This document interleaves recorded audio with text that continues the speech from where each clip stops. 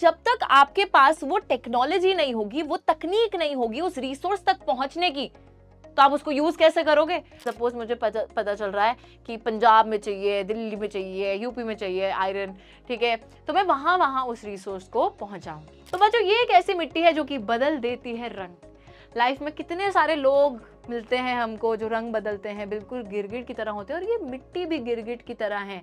तो यार, क्या तुझे पता है कि असली में रिसोर्सेज क्या होते हैं? यार, रिसोर्सेज ना हर वो चीज होती है जो कि हमारे एनवायरनमेंट में मौजूद होती है और हमारी नीड्स को सेटिस्फाई करती है। लेकिन ये रिसोर्सेज की असली में कंप्लीट डेफिनेशन है ही नहीं। है तो फिर क्या है? तो यार, आज तक तो हम लोगों ने रिसोर्सेज की सिर्फ इतनी सी ही डेफिनेशन पढ़ी थी। तो क्या ये अधूरा ज्ञान है? इसको बताने के लिए आज मैं आ गई हूं बच्चों। मैं हूं आपकी एसएसटी एजुकेटर उज्ज्वला पुंज, और आज की इस क्लास में मैं आपको समझाऊंगी रिसोर्सेज के बारे में। और ये जो रिसोर्सेज हैं, इनसे हम डेवलपमेंट कैसे करते हैं, और अगर हमें डेवलपमेंट करनी है तो उसमें क्या दिक्कतें हमको आ रही हैं, ये सारी चीजें हम लोग पढ़ने वाले हैं in this chapter called resources and development.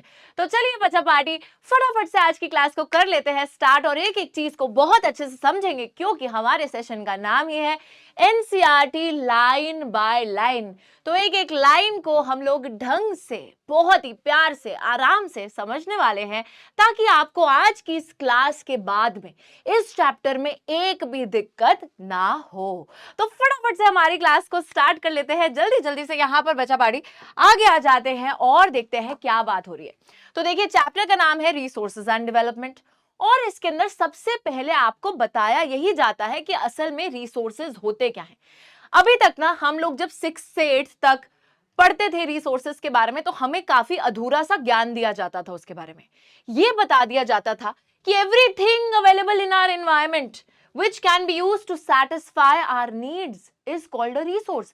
मतलब हर वो चीज जो हमारी किसी ना किसी जरूरत को सेटिस्फाई कर सकती है, वो चीज रिसोर्स कहलाती है। मतलब कि हम सांस ले रहे हैं, है ना, जीवित रह रहे हैं, तो हवा भी एक रिसोर्स है। धूप मिल रही है तो सनलाइट भी एक रिसोर्स है। उसी के साथ पानी, प्यास लगती है तो पानी पीते हैं, वो भी एक रिसोर्स है। मिनरल्स हैं, हमारा कोल है, पेट्रोल है, हर एक चीज जो हमारी अलग अलग नीड्स को सेटिस्फाई कर रहा है, हर उस चीज को हम रिसोर्स कहला देते थे। लेकिन आज मैं आपको बताऊंगी कि ये ज्ञान अधूरा क्यों है, क्योंकि कोई भी चीज एक रिसोर्स तब तक नहीं बन सकती जब तक वो टेक्नोलॉजिकली एक्सेसिबल ना हो। अब इसका क्या मतलब है बच्चों? जब तक आपके पास वो टेक्नोलॉजी नहीं होगी, वो तकनीक नहीं होगी उस रिसोर्स तक पहुंचने की, तो आप उसको यूज कैसे करोगे? बड़ी कॉमन सेंस है। जैसे कि मैं बोल रही हूं कि जमीन के नीचे कोयला है, ठीक है, अब कोयला है तो मैं क्या उसे ऐसे हाथ से थोड़ी खोदने लग जाऊंगी कि कोयला कहां पर है? I can not do that, right? तो मेरे को प्रॉपर टेक्नोलॉजी चाहिए, प्रॉपर मशीनरी चाहिए जो कि मुझे उस कोल तक पहुंचा सके, राइट? उसके बाद दूसरी चीज है, it should B economically feasible. Economically feasible का मतलब है कि मैंने करोड़ों रुपए खर्च दिए कोयला निकालने के लिए, और पता चले कि करोड़ों का नुकसान करने के बाद मेरे पास कुछ 50,000 या 1 लाख वर्थ ऑफ कोयला आया है। उसको मैं ऐसे क्या करूंगी फिर? मैं उसका, है ना, मैं तो डिप्रेशन में चली जाऊंगी कि ये क्या हुआ मेरे साथ। तो वही सारी उम्र में जोकर जा बनिया रहा, ये हो जाएगा हमारे साथ सीन, अगर हमने इतना सारा पैसा लगाकर इतनी सी वैल्यू का कोयला निकाला या कोई भी रिसोर्स निकाला।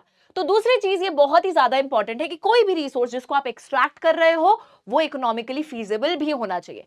And the third thing is that it should be culturally acceptable.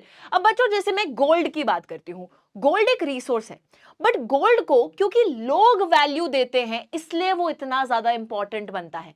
लोग उसको एक एसेट की तरह देखते हैं, लोग उसको इन्वेस्टमेंट पर्पसेस के लिए खरीदते हैं, शादी ब्याह में गिफ्ट देते हैं, गोल्ड की ज्वेलरी पहनती हैं आंटियां। तो ये सब क्यों करती हैं? Because they accept, they think कि गोल्ड की वैल्यू बहुत ज्यादा है। तो because it is culturally acceptable, that is why it becomes a resource. अब कोई पत्थर है, उसको लोग कोई वैल्यू नहीं दे रहे, तो वो चीज रिसोर्स थोड़ी ना बनेगी। Till the time you are not giving something value, the society is not giving something value, that thing is not a resource. तो आई थिंक अब आप लोगों को बिल्कुल क्लियर हो गई होगी डेफिनेशन कि देखो, ठीक है, यहां तक भी बात कि हर वो चीज जो एनवायरनमेंट में मौजूद है हमारी नीड्स को सेटिस्फाई करिए, बट प्रोवाइडेड तकनीक होनी चाहिए, टेक्नोलॉजिकली एक्सेसिबल होना चाहिए, उसी के साथ इकोनॉमिकली फीजिबल होना चाहिए, यानी कि जितना वैल्यू हम निकाल कर उसको एक्सट्रैक्ट कर रहे हैं उससे ज्यादा वैल्यू वो हमें देगी। एंड थर्ड थिंग इज कि सोसाइटी भी उसको एक्सेप्ट करे, it should be culturally acceptable, then only it can be termed as a resource. सोचने की बात है। इतनी सारी चीजें रिसोर्स मान के बैठेंगे बट नहीं होंगी वो रिसोर्स जब तक वो इन 3 सिनेरियोस को पूरा नहीं करती है। ठीक है, चल यहां तक तो बात बिल्कुल ही क्लियर हो गई है। अब बात ये आती है बच्चों की इन रिसोर्सेस को कौन एक्सट्रैक्ट करता है ना, कौन एक्सट्रैक्ट करता है। ये सारी चीजें भगवान ने डेफिनेटली हमको दी हैं। भगवान को हमें थैंक यू बोलना चाहिए कि थैंक यू गॉड, आपने हमारी अलग अलग जरूरतों के लिए अलग अलग चीजें प्रकृति में ही हमको दे दी। ठीक है, तो obviously they are present in the nature, they are present in the environment. But अब नेचर में मौजूद चीज है, अब कोयला नीचे धंसा पड़ा है, कहीं जमीन के नीचे मौजूद है, तो हम ऐसे थैंक यू थोड़ी बोलते रहेंगे कि हाँ हाँ कोयला है यहाँ कहीं ना कहीं, थैंक यू थैंक यू। हमें उसे यूज करना है, तो उसे यूज करने के लिए डेफिनेटली हमको टेक्नोलॉजी चाहिए। और ये टेक्नोलॉजी कौन लेकर आया? ये टेक्नोलॉजी लेकर आया हम नहीं, कुछ स्मार्ट ह्यूमन बीइंग्स। तो ऑब्वियसली बच्चों यहाँ पर हमें यहाँ पर जो अलग अलग इन्वेंशंस, इनोवेशंस इंसानों ने करी थ्रू आउट द टाइम, तो these were actually the humans जिन्होंने नेचर में प्रेजेंट रिसोर्सेज को एक तरीके से हासिल करा है, उनको एक्सट्रैक्ट करा है, उनको यूज में लेकर आए हैं थ्रू द टेक्नोलॉजी जो कि इन्होंने खुद ही इन्वेंट करी। तो टेक्नोलॉजी के थ्रू ही हमने नेचर में जो अवेलेबल रिसोर्सेज हैं उनको एक्सट्रैक्ट करा है, उनको यूज में लाए हैं हम लोग। उसी के साथ ह्यूमन बीइंग्स ही हैं जो इंस्टीट्यूशंस खोलते हैं अलग अलग, जैसे कि कॉपर बोल रही हूँ, कॉपर भी बोल सकते हैं, आयरन ओर की भी बोल सकते हैं, अलग अलग आप इंडस्ट्रीज खोलते हो, अलग अलग इंस्टीट्यूशंस को बनाते हो, तो वो भी आप बनाते हो, फिर सारे न्यू रिसोर्सेज को और प्रोसेस करके लोगों तक पहुंचाते हो, तो ये सारे ह्यूमन बीइंग्स ही कर रहे हैं। तो एक तरीके से यहाँ पर ना एक इंटरडिपेंडेंस है, मतलब नेचर भी चाहिए, तकनीक भी चाहिए, बीच में ह्यूमन बीइंग्स चाहिए, ह्यूमन बीइंग्स ही इंस्टीट्यूशंस क्रिएट कर रहे हैं और सबके बीच में एक लिंक को एस्टैब्लिश कर रहे हैं। तो यहाँ लिखा क्या है? The process of transformation of the things that are available in our environment involves an interactive relationship between nature, technology and institutions. Human beings interact with nature. तो human beings ही जो भी environment में चीजें मौजूद हैं, nature में चीजें मौजूद हैं, उसको हासिल करने के लिए टेक्नोलॉजी लेकर आए और उन्होंने इंस्टीट्यूशंस भी क्रिएट करे to accelerate their economic development. और इंस्टीट्यूशंस के थ्रू वो और ज्यादा प्रोसेस करते जाते हैं चीजों को, जैसे कि आयरन ओर मिल रहा है, उससे आयरन बना रहे हैं, स्टील बना रहे हैं, फिर उससे और डेवलपमेंट कर रहे हैं। तो बेसिकली इंस्टीट्यूशंस को क्रिएट करके भी डेवलपमेंट करी जा रही है। तो ये बात हो गई कि कैसे ह्यूमन बीइंग्स एक बहुत अहम रोल निभा रहे हैं, जहां पे वो नेचर, टेक्नोलॉजी, इंस्टीट्यूशंस को यूज करके डेवलपमेंट कर रहे हैं। अब समझ में आया थोड़ा, रिसोर्सेज एंड डेवलपमेंट। बच्चों ये बात तो बहुत ही ज्यादा क्लियर है कि अगर आपको डेवलपमेंट करनी है तो आपको उसके लिए रिसोर्सेज चाहिए। बट क्या हम डेवलपमेंट करने के लिए इतने अंधे हो गए हैं कि हमें ये समझ में नहीं आ रहा है कि हम जिस स्पीड से इन रिसोर्सेज को यूज कर रहे हैं उससे ये रिसोर्सेज खत्म होते जा रहे हैं विद टाइम। अगर आपने मेजर्स नहीं लिए, ढंग से उसको इस्तेमाल नहीं करा, तो एक ऐसा समय आएगा कि रिसोर्सेज बिल्कुल खत्म हो जाएगा, राइट? और हम अफोर्ड ही नहीं कर सकते उस चीज को, क्योंकि हमें रिसोर्सेज चाहिए ही चाहिए। तो यहाँ पे हो क्या रहा है, यहाँ पर हम लोग देख रहे हैं कि एक डिप्लीशन ऑफ रिसोर्सेज आएगा। लेकिन उससे पहले एक ना बहुत सिंपल सा एक टेबल बन रखा है आपकी किताब में, उस टेबल को देख लेना। पहले ना अभी क्या करा इन्होंने, एनसीईआरटी में सिलेबस को और कम कर दिया, चैप्टर में थोड़ी थोड़ी चीजें हटा दी। पहले इसका एक प्रॉपर एक्सप्लेनेशन हुआ करता था, बट अब सिर्फ एक टेबल में इसको दे दिया गया है कि जैसे बच्चों आपका क्लासरूम है, उस क्लासरूम में हर बच्चा एक जैसा नहीं है, राइट? मैं अगर बच्चों को क्लासिफाई करूं तो मेरे को पता चलेगा कि कुछ बच्चे हैं जो डांस में अच्छे हैं, कुछ बच्चे हैं जो शायद गाते अच्छा हैं, कुछ बच्चे हैं जो स्पोर्ट्स में अच्छे हैं। तो ऐसे में बच्चों को अलग अलग बेसिस पे क्लासिफाई कर सकती हूँ, राइट? म्यूजिक में अच्छे, डांस में अच्छे, स्पोर्ट्स में अच्छे, पढ़ाई में अच्छे, अलग अलग बेसिस पे। उसी सेम तरीके से हम लोग रिसोर्सेज को भी क्लासिफाई कर सकते हैं। सबसे पहला क्लासिफिकेशन होता है ओरिजिन के बेसिस पे, यानी कि वो रिसोर्स उत्पन्न कहां से हो रहा है। ठीक है, अब इसमें दो टाइप के रिसोर्सेज होते हैं, एक होता है बायोटिक जिसमें लाइफ है, जिसमें जान है, और एक होता है एबायोटिक जो कि नॉन लिविंग है, जिसमें जान नहीं है। फिर आता है एग्जॉस्टिबिलिटी के बेसिस पर। ये बस एक ढंग से मतलब बस सुन लो इसको, एग्जाम में ही पूछा नहीं जाएगा। ठीक है, एग्जॉस्टिबिलिटी का मतलब होता है कि कब वो रिसोर्स खत्म होगा, एग्जॉस्ट हो जाएगा या नहीं होगा, राइट? खत्म हो जाएगा या नहीं होगा। तो इसमें आता है सबसे पहले रेन्यूएबल वो रिसोर्सेज होते हैं जो रेन्यू हो सकते हैं, जैसे कि पानी है, वाटर साइकिल के थ्रू रेन्यू हो जाएगा। या फिर होता है नॉन रेन्यूएबल, मतलब कि जो जितनी क्वांटिटी में मौजूद है, अगर आपने उस क्वांटिटी का पूरा इस्तेमाल कर लिया तो वो रिसोर्स खत्म, उसको टाटा बाय बाय कर दो। ठीक है, क्योंकि उसके बाद तो वो मिलेगा नहीं, खत्म हो गया। तो वो नॉन रिन्यूएबल, जैसे कोल है, पेट्रोलियम है, तो कुछ लिमिटेड डिपॉजिट्स हैं उनके। उसके बाद ओनरशिप के बेसिस पर, यानी कि ओन कौन कर रहा है। अब ओनरशिप के बेसिस पे सबसे पहले आते हैं आपके इंडिविजुअल रिसोर्सेस। इंडिविजुअल रिसोर्स का मतलब है कि जिसको इंडिविजुअल ओन कर रहा है। जैसे आपका मोबाइल फोन है तो वो आप ओन कर रहे हो, घर है, गाड़ी है, ये सब इंडिविजुअल ओनरशिप हो गई। फिर बात आती है कम्युनिटी ओनरशिप, जैसे कि पार्क्स हैं तो पूरी कम्युनिटी जिन रिसोर्सेज को ओन कर रही है। फिर आते हैं नेशनल रिसोर्सेज, यानी कि जो आपकी नेशनल बाउंड्री तक आते हैं, जिनको आपके देश की सरकार ओन कर रही है। उसके बाद आते हैं इंटरनेशनल रिसोर्सेज, यानी कि जिनको इंटरनेशनल कम्युनिटी जैसे कि यूनाइटेड नेशंस ओन करती है। ओके, तो ये सारे ओनरशिप के बेसिस पे हो गए। फिर एक और बेसिस एस्टैब्लिश करा जाता है स्टेटस ऑफ डेवलपमेंट, जिसमें आता है पोटेंशियल, जिस रिसोर्स में पोटेंशियल है कि वो आगे चल के डेवलपमेंट कर सकते हैं। एक होता है डेवलप्ड, यानी कि जिनको पूरे तरीके से इस्तेमाल करा जा रहा है। एक होता है स्टॉक, स्टॉक मतलब जो हमें पता है कि हमारे काम में आ सकता है, बट हमने अभी तक तरीका नहीं ढूंढा है उसको यूज करने का। और फिर आते हैं रिजर्व्स, जैसे कि डैम्स में जो पानी होता है जिसको हमने फ्यूचर यूज के लिए रखा है। ठीक है, तो ये स्टेटस ऑफ डेवलपमेंट के बेसिस पे हम लोग क्लासिफाई करते हैं। ये जो क्लासिफिकेशन है, it is not a part of our syllabus now, but we still have to see कि भाई ये होता क्या है, क्योंकि टेबल दिखेगी तो हमको फिर वहीं सर चकरा जाएगा कि ये क्या है भाई, क्या लिख दिया ये सब। ठीक है, तो ये बस इतना ही याद रखिएगा। अब कंटिन्यू करते हैं जो मैं बोल रही थी कि रिसोर्सेज को बहुत ज्यादा जाया कर दिया गया है, बहुत ज्यादा डेवलपमेंट के चक्कर में अंधाधुंध तरीके से उनको आप इस्तेमाल करते जा रहे हो, करते जा रहे हो, करते जा रहे हो, जिसकी वजह से खतरा आन पड़ा है हमारे रिसोर्सेज पर। देखो क्यों खतरा आ गया है, खतरा, खतरा, खतरों के खिलाड़ी। देखिए, resources are vital for human survival as well as for maintaining the quality of life. Obviously हमें रिसोर्सेज चाहिए, अपने सर्वाइवल के लिए चाहिए। हर एक चीज हमारे यूज में है। हवा नहीं होगी तो जिएंगे कैसे, पानी नहीं होगा तो जिएंगे कैसे, खाना नहीं होगा तो कैसे जिएंगे, है ना, जमीन नहीं होगी तो कैसे जिएंगे। हर एक चीज is vital for our survival. Every resource is very very important. ये नहीं कि एक को ज्यादा प्रायोरिटी दूसरे को कम, सभी इंपॉर्टेंट है और हमारी क्वालिटी ऑफ लाइफ को एनहांस करते हैं और ज्यादा बेहतर बनाते हैं। It was believed that resources, यार ये देखो तुम, it was believe that resources are free gifts of nature. हमने क्या सोचा, हमने सोचा कि हम बूफे में आए हैं, कि जितना खाना खाएंगे और मिलता जाएगा और मिलता जाएगा, राइट, कि भगवान ने एक बूफे दिया है हमको, रिसोर्सेज दिए हैं चारों तरफ, वाओ मजे ही मजे हैं। बट ऐसा बिल्कुल भी नहीं है बच्चों। हमने इसको फ्री गिफ्ट समझ लिया, और मुफ्त की चीज का तो आपको पता ही है कि लोग उसको जाया कर देते हैं, बहुत ज्यादा इस्तेमाल कर लेते हैं। वही चीज हमने इन रिसोर्सेज के साथ करी।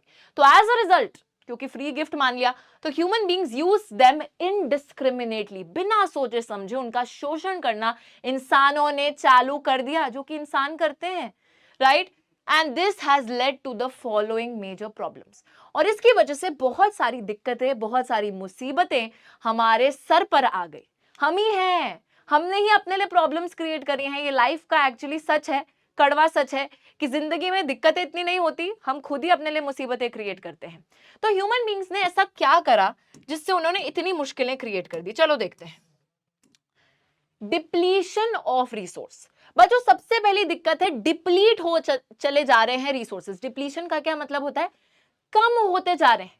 कम क्यों होते जा रहे हैं, due to the greed of a few individuals. Depletion क्यों हो रहा है, पेन को और वो करेंगे, to satisfy greed of individuals. यार एक ना तुमने बहुत बढ़िया सी लाइन सुनी होगी कि जरूरतें तो सबकी पूरी हो जाती हैं, जो लालच है ना वो एक इंसान का भी कभी पूरा नहीं होता है। और यहां पे वही चीज है, क्योंकि लोग इतने ज्यादा लालची हैं, वो लोग रिसोर्सेस को बहुत बुरे तरीके से इस्तेमाल कर रहे हैं। जितनी उनको जरूरत नहीं है उससे ज्यादा यूज कर रहे हैं, जिसकी वजह से वो रिसोर्स डिप्लीट कम कम कम कम होता चले जा रहा है। दूसरी चीज है एक्यूमुलेशन। अब यार सोसाइटी में हर किसी के पास बराबर रिसोर्सेज तो है नहीं। जो अमीर है, जो पावरफुल है, उनके पास रिसोर्सेज ज्यादा हैं, और जो गरीब है उस बेचारे के पास रिसोर्सेज उतने पहुंच नहीं पा रहे। तो एक्यूमुलेट हो गए, इकट्ठा हो गए कुछ ही लोगों के पास जो अमीर हैं, ठीक है, जिसकी वजह से सोसाइटी क्रिएट हो गई into haves and have nots. यानी हैव्स का मतलब क्या है, जिनके पास रिसोर्सेज हैं, और हैव नॉट्स का मतलब है जिनके पास रिसोर्स नहीं है। सिंपल, ठीक है। तीसरी चीज क्या हुई, indiscriminate exploitation of resources. Indiscriminate exploitation का मतलब है कि आपने बिना सोचे समझे रिसोर्सेज को ना आप देखा ना ताव देखा, आपने जो है उसको इनडिस्क्रिमिनेटली बिना शोषण करे उसको जबरदस्ती जरूरत से ज्यादा इस्तेमाल कर लिया। अब क्योंकि ये इनडिस्क्रिमिनेट एक्सप्लॉयटेशन हो गया है तो इसकी वजह से ग्लोबल इकोलॉजिकल क्राइसिस क्रिएट हो गया है, एक मुसीबत की सिचुएशन को आपने क्रिएट कर दिया, जहां पर हुआ क्या ना, मैं बताती हूं। ग्लोबल वार्मिंग, ओजोन लेयर में से छेद होने लग गए बड़े बड़े, डिप्लीट होने लग गई ओजोन लेयर, जिसकी वजह से हार्मफुल जो यूवी रेज है वो पहुंचने लग गई लोगों तक। तो ये सारी परेशानियां, एनवायरमेंटल डिग्रेडेशन, पोल्यूशन, लाखों परेशानियां, मुसीबतें आपने क्रिएट कर दी और एनवायरमेंट को बिल्कुल दूषित भी कर दिया। ये सारी दिक्कतें क्रिएट हो गई। अब क्या करें हम लोग? तो ऑब्वियसली बच्चों, जाहिर सी बात है कि अगर डैमेज करा है तो डैमेज कंट्रोल भी करना पड़ेगा। और यहां पे इसी वजह से बात आती है सस्टेनेबल डेवलपमेंट की।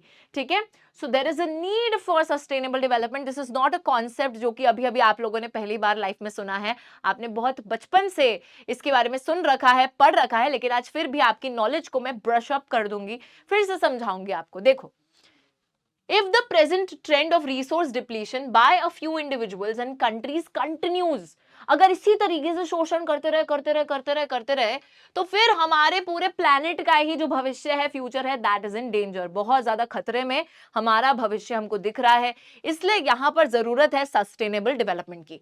अब बच्चों, नीड है क्योंकि लोगों ने इतनी ज्यादा ग्रीड है उनके अंदर, है ना। नीड क्यों है? क्योंकि लोगों की ग्रीड की वजह से समाप्त हो गए, सारे रिसोर्सेज खत्म होने की कगार पे आ गए हैं। अब सस्टेनेबल डेवलपमेंट होती क्या है? सस्टेनेबल डेवलपमेंट का मतलब होता है कि यार आप डेवलपमेंट करने के लिए रिसोर्सेज को यूज करो, लेकिन इस तरीके से यूज करो कि आप इन्वायरमेंट को भी प्रोटेक्ट कर रहे हो, इन्वायरमेंट को भी नुकसान नहीं पहुंचना चाहिए, और साथ ही में आज की जनरेशन भी डेवलपमेंट कर पा रही है, along with that future generation, यानी कि जो कल आपके छोटे छोटे बच्चे होंगे और आगे पीढ़ियां आएंगी, उनका फ्यूचर भी डेंजर में नहीं आना चाहिए। उनके लिए भी आपको रिसोर्सेज छोड़ के जाने हैं ताकि वो भी उतनी ही डेवलपमेंट कर सकें जितनी आप आज कर पा रहे हो। तो बस दो ही चीजें यहाँ पे होती हैं कि डेवलपमेंट इस तरीके से करो कि इन्वायरमेंट को भी प्रोटेक्ट करो, प्लस फ्यूचर जनरेशन की भी डेवलपमेंटल नीड्स को कॉम्प्रोमाइज मत करो। ऑलराइट, बस यही आपको चीज यहां पर लिखनी है। Means development should take place without damaging the environment, and development in the present should not compromise with the needs of the future generation. पीढ़ी की, जो आगे आने वाली पीढ़ी है, उसकी नीड्स के साथ भी कॉम्प्रोमाइज नहीं करना है। और इसी के लिए बच्चों ग्लोबल लेवल पे लाया जाता है एजेंडा 21। अभी एजेंडा 21 कोई मिशन पे नहीं निकले हैं लोग, हाँ, ये कोई सीक्रेट प्लान नहीं, मैं आपको बताने वाली हूँ क्या है एजेंडा 21। इस पे आता है एक बहुत ही ज्यादा इंपॉर्टेंट क्वेश्चन। वैसे तो आप लोग नोट डाउन कर सकते हैं। सस्टेनेबल डेवलपमेंट के बारे में पूछा जाता है कि what is the need for sustainable development, या why do we need sustainable development. along with that, a very very important question that is asked in the exams is the idea of agenda 21, या फिर Rio de Janeiro का जो यहाँ पे convention होता है, summit होता है, उसके बारे में बात करी जा सकती है। तो रियो डी जेनेरो सबको पता है कहाँ पर है, ब्राजील में है। और यहाँ पर एक समिट होता है, समिट का मतलब एक मीटिंग होती है, और उस मीटिंग के अंदर 1992 में 100 से भी ज्यादा 100 हेड्स ऑफ द स्टेट्स, मतलब स्टेट्स का यहाँ पे मतलब है कंट्रीज, तो 100 से भी ज्यादा कंट्रीज के जो हेड्स थे वो यहाँ पर आते हैं और मिलते हैं एक दूसरे से। क्यों मिलते हैं? चाय कॉफी के लिए, है ना, इवनिंग स्नैक्स खाने के लिए? नहीं बच्चों, ऐसा नहीं है। तो यहाँ पर ये सारे लोग मिले थे because they wanted to discuss ये जो सारी दिक्कतें वर्ल्ड में आ रही हैं, क्योंकि पूरे प्लेनेट का फ्यूचर खतरे में है ना। ऐसा तो नहीं है, देखो इंडिया में कोई इन्वायरमेंट को डैमेज कर रहा है तो भी सभी का फ्यूचर रिस्क पे आता है, पूरे वर्ल्ड का फ्यूचर जो है वो रिस्की हो जाता है। कहीं पे बैठ के कोई भी इन्वायरमेंट डैमेज कर रहा है ना, तो सभी को उसका प्रकोप झेलना पड़ेगा। तो यहाँ पे इस वजह से बहुत सारे लीडर्स मिलते हैं जून 1992 में रियो डी जेनेरो ब्राजील के अंदर for the very first international earth Summit. तो इंटरनेशनल लेवल पे ये अर्थ समिट होता है। रियो कन्वेंशन, अब ये जो रियो कन्वेंशन है, जो समिट है, मीटिंग है, यहां पर ग्लोबल फॉरेस्ट प्रिंसिपल्स को एंडोर्स करा गया, प्रमोट करा गया, मतलब फॉरेस्ट प्रोटेक्शन के लिए, और साथ ही में एजेंडा 21 को अडॉप्ट कर लिया। अब ये कोई बच्चा नहीं है जिसको अडॉप्ट कर लिया, बच्चों बहुत ही इंपॉर्टेंट है एजेंडा 21। What was agenda 21? ये एक एम है, ये गोल है जो इन लोगों को अचीव करना था। ठीक है, कि ये हमारा एजेंडा है, फॉर 2021 का क्या मतलब है? 21 का मतलब है 21st सेंचुरी। तो 21st सेंचुरी के अंदर इस एजेंडा को अचीव करना है। क्या है वो एजेंडा? चलिए जानते हैं। तो एजेंडा 21 लाया गया सस्टेनेबल डेवलपमेंट को अचीव करने के लिए in the 21st century. Now let us look at what the agenda 21 calls for. Pink colour में एजेंडा 21 आपके आगे आ गया है, देखो। तो this declaration sign by the world leaders in 1992। तो ये सारे वर्ल्ड लीडर्स जितने भी मिले थे ना इस रियो डी जेनेरो के समिट में, उन्होंने इसको साइन करा था। और ये कॉन्फ्रेंस थी United Nations conference on environment and development. इस कॉन्फ्रेंस में साइन करा जो कि यहाँ पे हो रही थी। Aims at achieving global sustainable development. तो ये तो अभी हमने देखा कि एजेंडा 21 को लाया इसलिए गया है कि 21वीं सदी के अंदर सस्टेनेबल डेवलपमेंट को हासिल करा जा सके। सस्टेनेबल डेवलपमेंट जो अभी समझाया था, साथ ही में सस्टेनेबल डेवलपमेंट के साथ ही में aims to combat environmental damage. तो जितना भी नुकसान प्रकृति को पहुंचाया जा रहा है, कॉम्बैट का मतलब है उस पर जीत हासिल करना, यानी कि जितना भी नुकसान हो गया है उससे रिकवर करना, अपने आप को, सारी कंट्रीज को मिलकर रिकवर करना है। साथ ही में पॉवर्टी जैसी समस्या ऐसा नहीं है कि सिर्फ इंडिया में पाई जाती है गरीबी, और भी बहुत देश है जहां पर गरीबी है, ग्लोबल लेवल पे है। डिसीज यानी कि बीमारियां, ठीक है। तो डिसीज, पॉवर्टी, ये सारी जो ग्लोबल प्रॉब्लम्स हैं, इन सभी से छुटकारा पाना। कैसे छुटकारा पाओगे? Through global cooperation on common interests, mutual needs and shared responsibilities. छुटकारा तभी पा पाएंगे जब सारे लोग एक ग्लोबल लेवल पर एक दूसरे के साथ कोऑपरेट करेंगे, साथ में मिलकर चलेंगे। कोऑपरेट भी करना है, कोऑपरेट करने के साथ साथ, क्योंकि ये सबकी म्यूचुअल नीड है, सभी चाहते हैं इन बीमारियों से, इन चीजों से छुटकारा पाना।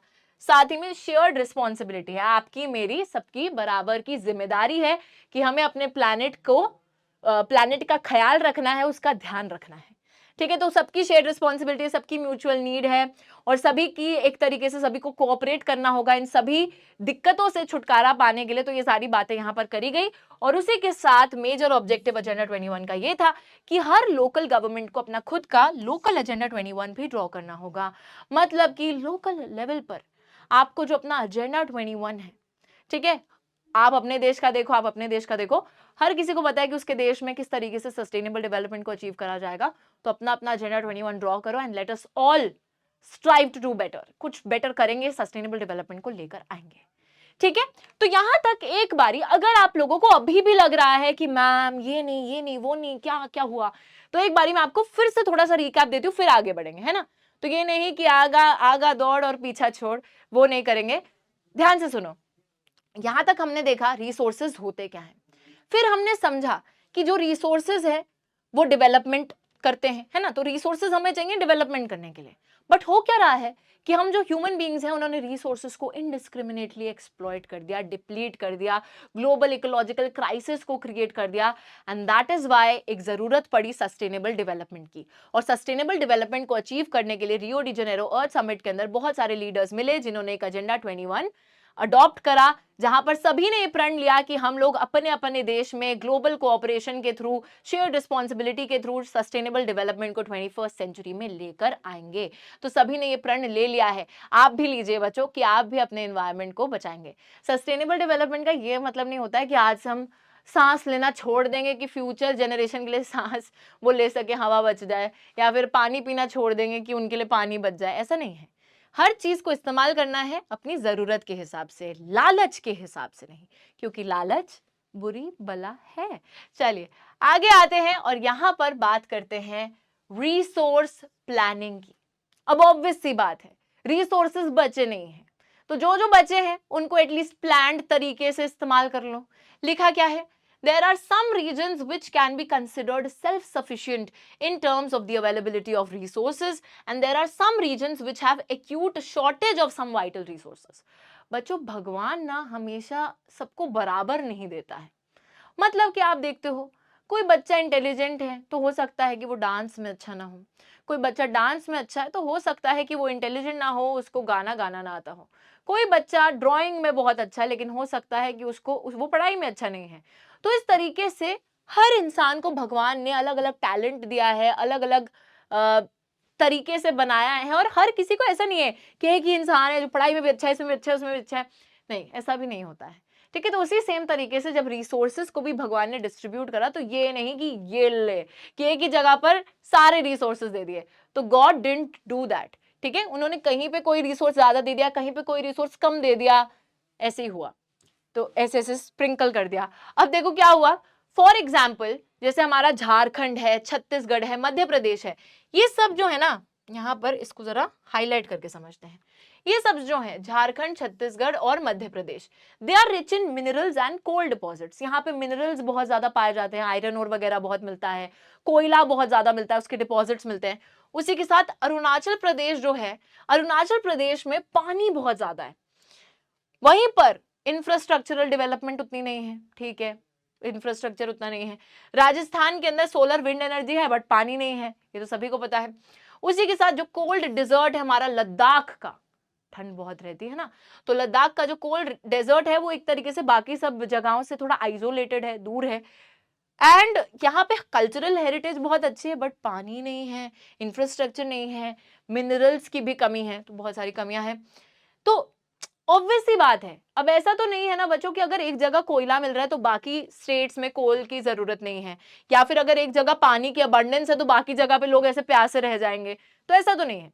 अगर कोई चीज कहीं पे मिल रही है ठीक है, बट जिन जगहों पे वो नहीं मिल रही वहां पर भी उसकी जरूरत है, वहां पर भी उन रिसोर्सेज की रिक्वायरमेंट है। तो इसी वजह से प्लानिंग बहुत ज्यादा जरूरी बन जाती है। तो how do we do resource planning, let us look at that. ठीक है, कैसे करेंगे प्लानिंग, चलिए देखते हैं। 3 स्टेप्स हैं। बुक में जब हम पढ़ते हैं ना तो हमें लगता है कि भाई ये क्या लिख दिया इन्होंने, इसका तो कोई सेंस ही नहीं बना, लेकिन अभी मैं बताऊंगी कि क्या सेंस है। बहुत ही सिंपल चीज है, बहुत ही ज्यादा सिंपल, अभी के अभी तुम्हें लर्न हो जाएगा। देखो, कभी भी कोई रिसोर्स जहां पे मिल रहा है सबसे पहले हमें पता लगाना है, पता लगाना है। जैसे वो डोरा दी एक्सप्लोरर देखा होगा आप लोगों ने, है ना, उसमें वो डोरा बोलती हैं, क्या आपको ये दिख रहा है। तो उसी सेम तरीके से हमको सबसे पहले रिसोर्स को आइडेंटिफाई करना है कि कहां पर वो रिसोर्स है, कि क्या आपको ये रिसोर्स दिख रहा है। ठीक है, so the first step is the identification and the inventory of resources. यानी कि बच्चों अगर कहीं पे आयरन है तो कहां पर है, कितनी क्वांटिटी में है, कैसे हम उसको एक्सट्रैक्ट करने वाले हैं। तो सबसे पहले एक्सट्रैक्ट भी छोड़ो, हमें सबसे पहले ये पता लगाना है कि कौन सा रिसोर्स कहां पर कितनी क्वांटिटी में मिल रहा है। ठीक है, तो सर्वे करेंगे, मैपिंग करेंगे, क्वांटिटेटिव मेजरमेंट उसका निकालेंगे कि कितनी क्वांटिटी में वो अवेलेबल है, एस्टिमेट निकालेंगे, मेजर करेंगे। अब पता चल गया कि कौन सा रिसोर्स कहां पर कितनी क्वांटिटी में है। नेक्स्ट स्टेप इज कि अब हमें एक प्लानिंग स्ट्रक्चर बिल्ड करना है। प्लानिंग स्ट्रक्चर मतलब अब मुझे पता चल गया कि ये जमीन के नीचे हमारे पास आयरन ओर है। ठीक है, तो अब मेरे को प्रॉपर टेक्नोलॉजी चाहिए, स्किल्ड लोग चाहिए, इंस्टीट्यूशनल सेटअप चाहिए, इंडस्ट्री वगैरह चाहिए, जिसके वजह से मैं क्या कर पाऊंगी, पहले मैं उसको एक्सट्रैक्ट करूंगी, फिर मैं उसको एक तरीके से प्रोसेस करके उससे स्टील, आयरन स्टील बनाऊंगी। ठीक है, तो वो सारी चीजें मुझे चाहिए। अब मेरे पास वो रिसोर्स आ गया है। अब नेक्स्ट स्टेप आता है कि उस रिसोर्स को हर उस जगह पहुंचाना जहां उसकी जरूरत है, जहां उसकी कमी है। तो नेक्स्ट स्टेप इज कि रिसोर्स डेवलपमेंट प्लान को नेशनल डेवलपमेंट प्लान के साथ मैच करना। कि सपोज मुझे पता चल रहा है कि पंजाब में चाहिए, दिल्ली में चाहिए, यूपी में चाहिए आयरन। ठीक है, तो मैं वहां वहां उस रिसोर्स को पहुंचाऊंगी। ओके, समझ में आया। तो रिसोर्स प्लानिंग कैसे करते हैं, क्योंकि हमें पता है प्लानिंग की नीड क्या है, क्योंकि हमें पता है कि कहीं पे कोई रिसोर्स ज्यादा है, कहीं पे कोई रिसोर्स कम है, इस वजह से there is a need for planning. Now the first step is to identify कि कौन सा रिसोर्स कौन सी जगह पर कितनी क्वांटिटी में अवेलेबल है, इन्वेंट्री करनी है, उसकी आइडेंटिफिकेशन करनी है। नेक्स्ट स्टेप आता है कि हमें एक प्लानिंग स्ट्रक्चर को बिल्ड करना है कि कैसे हम उस रिसोर्स तक पहुंच सकते हैं, उसको एक्सट्रैक्ट करेंगे, स्किल्ड लोगों को बुलाएंगे, उसके इंस्टीट्यूशंस खोलेंगे ताकि हम उसे प्रोसेस कर सकें। उसके बाद हम इसी रिसोर्स को जहां जहां इसकी जरूरत है वहां वहां उसको पहुंचा देंगे। तो रिसोर्स डेवलपमेंट प्लान को नेशनल डेवलपमेंट प्लान से मैच करेंगे, बस as simple as that. All right, next thing is that there are many regions in our country that are rich in resources, but these are included in economically backward regions. On the contrary, there are some regions which have a poor resource base but they are economically developed. तो यार यहाँ पे बोला जा रहा है कि ऐसी बहुत सी जगहें होती हैं जहां रिसोर्सेज बहुत ज्यादा हैं, लेकिन स्टिल भाई एक चीज देखो, मैं वाइट पे वाइट से लिख रही हूं, बहुत से रीजन्स है हमारे देश में जहां पे रिसोर्सेज बहुत ज्यादा मौजूद हैं, बट इकोनॉमिकली, आर्थिक रूप में वो जगहें बैकवर्ड हैं। लेकिन कई ऐसी जगहें हैं जहां पे इतने रिसोर्सेज नहीं है, पुअर रिसोर्स बेस है, बट स्टिल वो इकोनॉमिकली आर्थिक रूप से काफी डेवलप्ड है। अब मैं ना यहाँ पर तुम्हें एक एग्जांपल लेकर बताऊंगी, तुम्हें ज्यादा अच्छे से समझ में आएगा। Let's take the example of Africa and Japan. ये कैसा एग्जाम्पल लिया मैम आपने? तो देखो, समझाने की कोशिश कर रही हूं मैं। तो बच्चों, जैसे अफ्रीका है, अफ्रीकन कॉन्टिनेंट में हम लोग देखते हैं कि वहां पर ना रिसोर्सेज बहुत ज्यादा है, there is abundance of resources. तो रिसोर्सेज बहुत ज्यादा है, लेकिन जब आप उसकी इकोनॉमी को देखोगे तो बैंड बजी पड़ी है, इकोनॉमिकली वो डेवलप्ड नहीं है। बट वहीं पे जापान जैसा जो देश है, जापान के अंदर रिसोर्सेज नहीं है, रिसोर्सेज की बहुत कमी है, बट स्टिल जापान इकोनॉमिकली बहुत ज्यादा डेवलप्ड है। ऐसा क्यों है? क्योंकि जापान के पास एक ऐसा रिसोर्स है जिसकी वजह से आपको मतलब बाकी रिसोर्सेज की कमी फील ही नहीं होती। वो रिसोर्स है ह्यूमन रिसोर्स। ह्यूमन रिसोर्स यानी कि बचा पार्टी, जापान के पास बहुत से लोग हैं जो कि एजुकेटेड हैं, हेल्थ वाइज अच्छे हैं, स्किल सेट उनका अच्छा है, एंड वो लोग ही हैं जो कि जापान की इकोनॉमी को आगे लेकर जाते जा रहे हैं। उनको रिसोर्सेज की जरूरत नहीं है, वो लोग ही काफी हैं। तो लोग भी, ह्यूमंस भी एक रिसोर्स होते हैं, बट हर ह्यूमन एक रिसोर्स नहीं होगा। आप जब तक पॉजिटिवली कंट्रीब्यूट नहीं करोगे इकोनॉमी की तरफ, you will not be called a resource. तो उसके लिए एजुकेटेड होना पड़ता है, हेल्थ अच्छी होनी पड़ती है आपकी, आपका स्किल सेट अच्छा होना पड़ता है, then you are known as a resource. ठीक है? तो ये तो 9th क्लास में पढ़ा था ना हमने, पीपल एज रिसोर्सेज। तो वही वाली चीज है। तो जापान के पास ह्यूमन रिसोर्स है। क्या है तुम्हारे पास? मेरे पास माँ है। यहाँ पे जापान वही बोल रहा है। चलो, उसके बाद यहां पर बात की जा रही है कि द हिस्ट्री ऑफ कॉलोनाइजेशन, जब ब्रिटिशर्स थे उन्होंने इंडिया पर कब्जा अपना कर रखा था, तो उस इतिहास को देखने के बाद हमें पता चलता है कि the rich resources in the colonies were the main attractions for these foreign invaders. ये लोग बच्चों इंडिया जैसे देश पर या फिर श्रीलंका जैसे देश पर या अफ्रीकन कंट्रीज पर क्यों कब्जा बनाते थे? ये सारे के सारे यूरोपियन देश, क्योंकि इनका मेन अट्रैक्शन था रिसोर्सेस। इनको पता था कि यार इंडिया के अंदर स्पाइसेस, कपड़ा बहुत बढ़िया क्वालिटी का है, तो चलो जाकर उसी को ही एक्सट्रैक्ट कर लेते हैं। इंडिया एक समय पे सोने की चिड़िया बोला जाता था, लेकिन इन लोगों ने तो सब सोना ही ले गए, है ना? मतलब हमें चिड़िया बना के ही छोड़ गए। तो यहाँ पे वही चीज है, higher level of technological development of the colonising countries exploit the resources of other regions. तो बिकॉज दीज यूरोपियन कंट्रीज वो टेक्नोलॉजिकली वेरी एडवांस्ड, अच्छी खासी टेक्नोलॉजी उनके पास थी, तो वो उसी टेक्नोलॉजी का फायदा उठाकर कंट्रीज को कॉलोनाइज कर लेते थे और सारी कंट्रीज की वेल्थ एक्सट्रैक्ट करके, उनके रिसोर्सेज को एक्सट्रैक्ट करके, एक्सप्लॉइट करके अपने देश को लौट जाते थे। That is what they actually did, है ना? हमें पता ही है हमारे कॉलोनाइज्ड हिस्ट्री को अगर हम देखें तो। वहीं पर गांधी जी यही बात बोल देते हैं जो मैंने आपको पहले ही बता दी थी कि there is enough for everybody's need. हर किसी की जरूरत को पूरा करने के लिए तो हमारे पास रिसोर्सेज हैं, लेकिन एक व्यक्ति के लालच को पूरा करने के लिए हमारे पास कुछ भी नहीं है, क्योंकि लालच का तो कोई अंत ही नहीं है, लालच तो कभी खत्म ही नहीं होता है। तो यहाँ पे गांधी जी ने एक बहुत ही महान बात करी है। साथ ही में ही placed the greedy and selfish individuals and the exploitative nature of modern technology as the root cause for resource depletion at the global level। Gandhi ji ना यहाँ पर एक और बात बोलते हैं कि एक तो देखो इंसान लालची है, वो तो है ही है, उसी के साथ जो मॉडर्न टेक्नोलॉजी है वो काफी एक्सप्लॉइट करती है रिसोर्सेज को। जैसे जो मास प्रोडक्शन है, जहां पे इंडस्ट्रीज में एक ही प्रोडक्ट मास नंबर्स में बनता चला जा रहा है, बनता चला जा रहा है, तो आप बहुत सारा रॉ मटेरियल रिसोर्सेज का इस्तेमाल कर दे रहे हो, जिसकी वजह से पैसा कमाने के लिए आप एक्सप्लॉइट करते चले जा रहे हो रिसोर्सेज का। क्योंकि प्रोडक्शन तो तभी होगी ना जब आप रिसोर्सेज को यूज करके कुछ प्रोड्यूस करोगे, तो उससे रिसोर्सेज का शोषण कर रहे हो। तो गांधी जी के हिसाब से ये दो रीजंस है जिसकी वजह से रिसोर्स डिप्लीशन ग्लोबल लेवल पर हो रहा है। तो वो इसके बिल्कुल खिलाफ थे, वो मास प्रोडक्शन के बिल्कुल खिलाफ थे, and he wanted to replace, वो उसकी जगह पर चाहते थे कि प्रोडक्शन बाय द मासेस आए। प्रोडक्शन बाय द मासेस का मतलब है कि जो हमारे देश की जनता है, जो लोग हैं, वो छोटे लेवल पर प्रोडक्शन करें। जैसे जो स्मॉल स्केल इंडस्ट्रीज है वो उनको बढ़ावा देना चाहते थे। घर में जो लोग कॉटेज इंडस्ट्रीज खोल के प्रोडक्शन कर रहे हैं उसको बढ़ावा देना चाहते थे। चरखा चलाते थे ना वो, तो वही उसको बढ़ावा देना चाह रहे थे। और वो मास प्रोडक्शन के बिल्कुल खिलाफ थे, क्योंकि उससे उनको लगता था कि हमारे रिसोर्सेज डिप्लीट होते चले जा रहे हैं। तो मेरे प्यारे बच्चों, आई थिंक आप लोगों को गांधी जी तक तो सारी बात समझ में आ गई होगी। तो जहां पे वैसे भी कॉलोनाइजेशन की बात आती है तो गांधी जी तो आ ही जाते हैं, और गांधी जी यहां पर भी आ गए। मतलब हिस्ट्री में तो चलो बनता है गांधी जी का आना, बट ज्योग्राफी में स्पेशल अपीयरेंस। चलिए, उसके बाद बच्चों, अब इतनी सारी कहानी पढ़ने के बाद हमें ये तो बात बिल्कुल समझ में आ गई है कि क्योंकि इतना शोषण हो गया है, इतना सब खराब हो गया है, तो डेफिनेटली हमें रिसोर्सेज को कंजर्व तो करना है, उन्हें प्रोटेक्ट करना है, उनका ख्याल रखना है।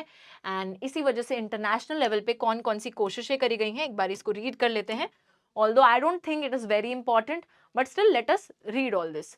तो इंटरनेशनल लेवल पे Club of Rome advocated resource conservation for the very first time in a more systematic manner। तो क्लब ऑफ रोम जो था, उन्होंने बात करी रिसोर्स को कंजर्व करने की पहली बारी एक सिस्टमैटिक तरीके से 1968 में।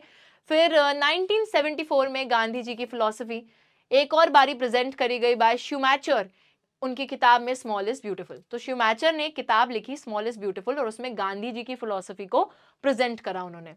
Seminal contribution with respect to resource conservation at the global level was made by the Brundtland Commission report in 1987। Global level पे रिसोर्स कंजर्वेशन टुवर्ड्स कंट्रीब्यूट करा इस ब्रटलैंड कमीशन रिपोर्ट ने 1987 में। इस रिपोर्ट में इस रिपोर्ट ने इंट्रोड्यूस करा concept of sustainable development and advocated it as a means for resource conservation. तो उन्होंने बोला कि सस्टेनेबल डेवलपमेंट से ही, रिपोर्ट के अंदर, कि इसी से ही रिसोर्सेज को हम कंजर्व करेंगे। Okay, which was subsequently publish in a book entitled, और इसी चीज को एक बुक में भी पब्लिश करा गया जिसका नाम था Our Common Future. Another significant contribution made at the Earth Summit, तो ये तो हमने पढ़ा ही है, अर्थ समिट में भी एक कॉन्ट्रीब्यूशन करा गया था, एजेंडा 21 वगैरह लाया गया था। ठीक है, तो ये कुछ कोशिशें करी गई हैं इंटरनेशनल लेवल पे, रिसोर्स कंजर्वेशन की बात करी गई, किताबें लिख दी गई, बोल दिया गया कि हाँ सस्टेनेबल डेवलपमेंट ये वो। चलो, बहुत ही सिंपल बात है, बहुत ही आसान बात है। अब बात आती है यहां पर, अब ना हम चैप्टर के एक दूसरे फेज पे जाने वाले हैं। अभी तक हमने बच्चों देखो क्या देखा, क्लास देखी मैम नहीं, अभी तक हमने देखा कि रिसोर्सेज, ये क्या हुआ, ओके, तो इसको प्यारे से किसी कलर में लिखती हूं ताकि आपको भी मजा आए। तो अभी तक हमने रिसोर्सेज, उनका डिप्लीशन और उनका कंजर्वेशन, ये सारी चीजें तो समझ ली हैं, है ना। अब हम चैप्टर के दूसरे फेज पे आगे बढ़ने वाले हैं, जब हम दो पर्टिकुलर रिसोर्सेज की बात करेंगे। सबसे पहला रिसोर्स होने वाला है लैंड, यानी कि जमीन, और दूसरा रिसोर्स होने वाला है हमारा सॉइल, यानी कि मिट्टी। तो बस अब हम इन दो रिसोर्सेज की बात करेंगे और काफी मजा भी आपको आने वाला है, क्योंकि सबसे पहले आ जाता है लैंड एज अ रिसोर्स। देखिए बच्चों, लैंड रिसोर्स, अब जमीन है यार, अब ये जमीन मैम रिसोर्स क्यों है, ये मत पूछना, क्योंकि आप सबको पता है अभी मैं खड़ी हूं, है ना, खड़ा हूं आज भी वही। तो ये गाना भी आपने सुना है, क्यों खड़े हैं आज भी वही, क्योंकि हमें ना एक सपोर्ट प्रोवाइड कर रही है जमीन। कोई किसान खेती कर रहा है, उसको जमीन मिली है तभी वो खेती कर पा रहा है। कोई इंसान फैक्ट्री खोल के बैठा है, इंडस्ट्री खोल के बैठा है, क्यों बैठा है, क्योंकि जमीन ने उसको सपोर्ट बेस प्रोवाइड करा है। कोई इंसान अपनी बुलक कार्ट चला रहा है, ट्रेन चल रही है, प्लेन भी हवा में उड़ पा रहा है क्योंकि उसको रनवे पे पहले वो भाग रहा है। हर चीज को सपोर्ट दे रखा है जमीन ने। तो लैंड नहीं होता बच्चों तो हम कैसे हवा में उड़ते हैं, हम तो नहीं उड़ पाते ना। तो वही वाली चीज है, लैंड जो है, we live on land, perform our economic activities on land, we use it in different ways, हम उसको बहुत अलग अलग तरीकों से इस्तेमाल भी करते हैं। thus land is a natural resource of utmost importance। Obviously हमने जमीन नहीं बनाई है, भगवान ने हमें बना के दी है, and it is of utmost importance। हमें शुक्रिया करना चाहिए कि हमें ये रिसोर्स मिला है, because it is very very important हमारे रहने के लिए, हमारे खाने पीने के लिए, हमारे जीने के लिए, हमारी इकोनॉमिक एक्टिविटीज जिसके थ्रू हम कमाते हैं उसके लिए, हर चीज के लिए सपोर्ट बेस्ड लैंड प्रोवाइड करता है। Natural vegetation, wildlife, human life, economic activities, transport, communication, हर चीज को जमीन ही सपोर्ट दे रही है। However land is an asset of finite magnitude. ये क्या लिख दिया, ये कौन सा मैथमेटिकल साइंटिफिक टर्म है बच्चों।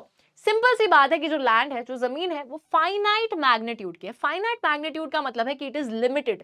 हमें पता है कि हमारे पास इतनी ही जमीन है ना। तो अरे वो गाना भी तो आपने सुना होगा, तेरी है जमीन तेरा आसमान तू बड़ा मेहरबान, है ना। अब बच्चों देखो, it is of finite magnitude, मतलब जितनी जमीन मौजूद है उतनी ही है, उसमें ही रह लो, उसी में ही एक्टिविटीज, अपनी इकोनॉमिक एक्टिविटीज परफॉर्म कर लो, उसी में ही बिल्डिंग बनाओ, उसी में ही जंगल बनाओ, जो करना है करो, लेकिन जमीन बस उतनी ही है। That is what creates problem, क्योंकि लोग बढ़ते चले जाते हैं, पॉपुलेशन बढ़ती चली जाती है, लोगों की जो जरूरतें हैं जमीन से वो बढ़ती चली जाती है, लेकिन जमीन तो उतनी है ना। अब क्या करें? साथ ही में जमीन कैसे हमारी डिवाइडेड है, तो 43% जो लैंड एरिया है वो प्लेन्स है, सीधी सीधी जमीन है। उसी के साथ माउंटेनियस रीजन की बात करें तो 30% रीजन जो है वो पहाड़ है वहां पर, और प्लेटू की बात करें तो that is 27% of the land is प्लेटू land, table land like जो स्ट्रक्चर होता है। अब यहां पर हम एक और बात करेंगे, we'll talk about the land utilisation, यानी कि हमारी ये जो जमीन है ये यूज कैसे हो रही है, इसको हम लोग यूटिलाइज कैसे कर रहे हैं। तो बच्चा पार्टी, जमीन का कुछ हिस्सा है जो कि फॉरेस्ट है, जो कि जंगल है। यहां पर ना फॉरेस्ट जंगल पे चलने से पहले चलो एक और चीज मैं आपको बताती हूँ। जब हम लैंड यूटिलाइजेशन की बात करते हैं तो यार जमीन का ना कुछ ऐसा हिस्सा है जहां पर खेती हो रही है, ठीक है, तो जहां पे खेती हो रही है that is the net sown area.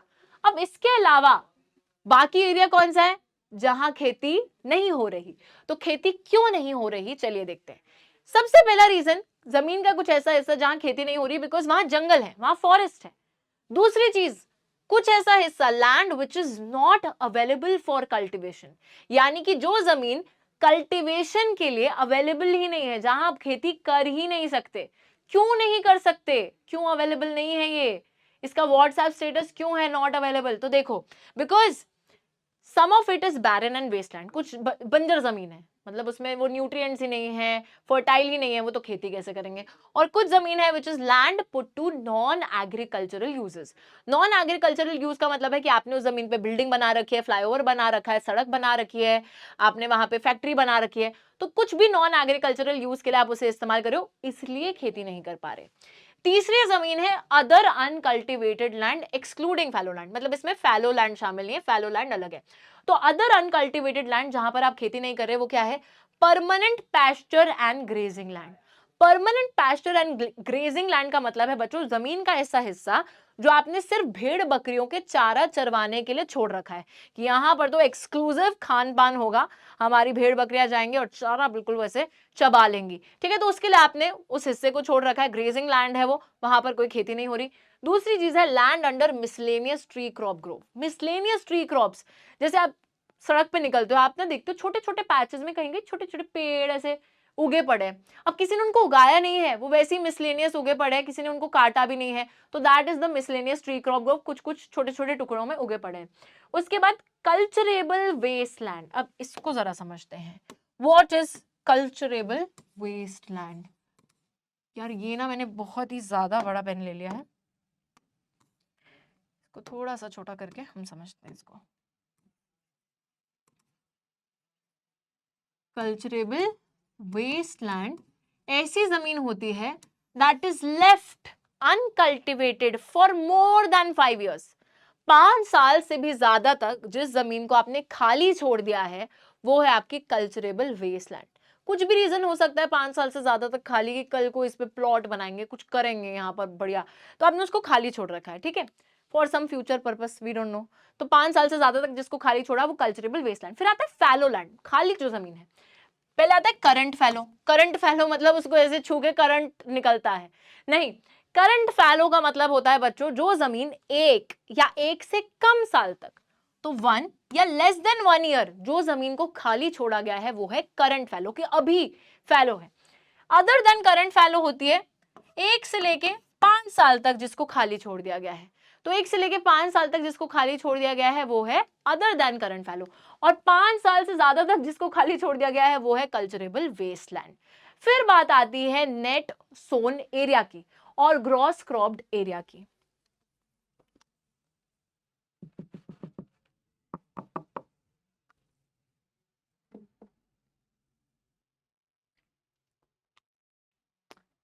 तो यहां पर बचा पार्टी, जल्दी से समझते हैं नेट सोन एरिया क्या होता है। वो एरिया जहां पर साल में एक बारी खेती हो रही है। बट एक और चीज यहां पर आ जाती है, पता है क्या, वो चीज है ग्रॉस क्रॉप्ड एरिया, यानी कि area sown more than once plus net sown area is the gross cropped area. क्या बोल दिया? देखो समझो इसको, मतलब कि सपोज एक जमीन है, वहां पर ना साल में अगर एक बार ही खेती हो रही है, बस इतना है कि वहां अगर खेती हो रही है तो वो नेट सोन एरिया में आ जाएगी।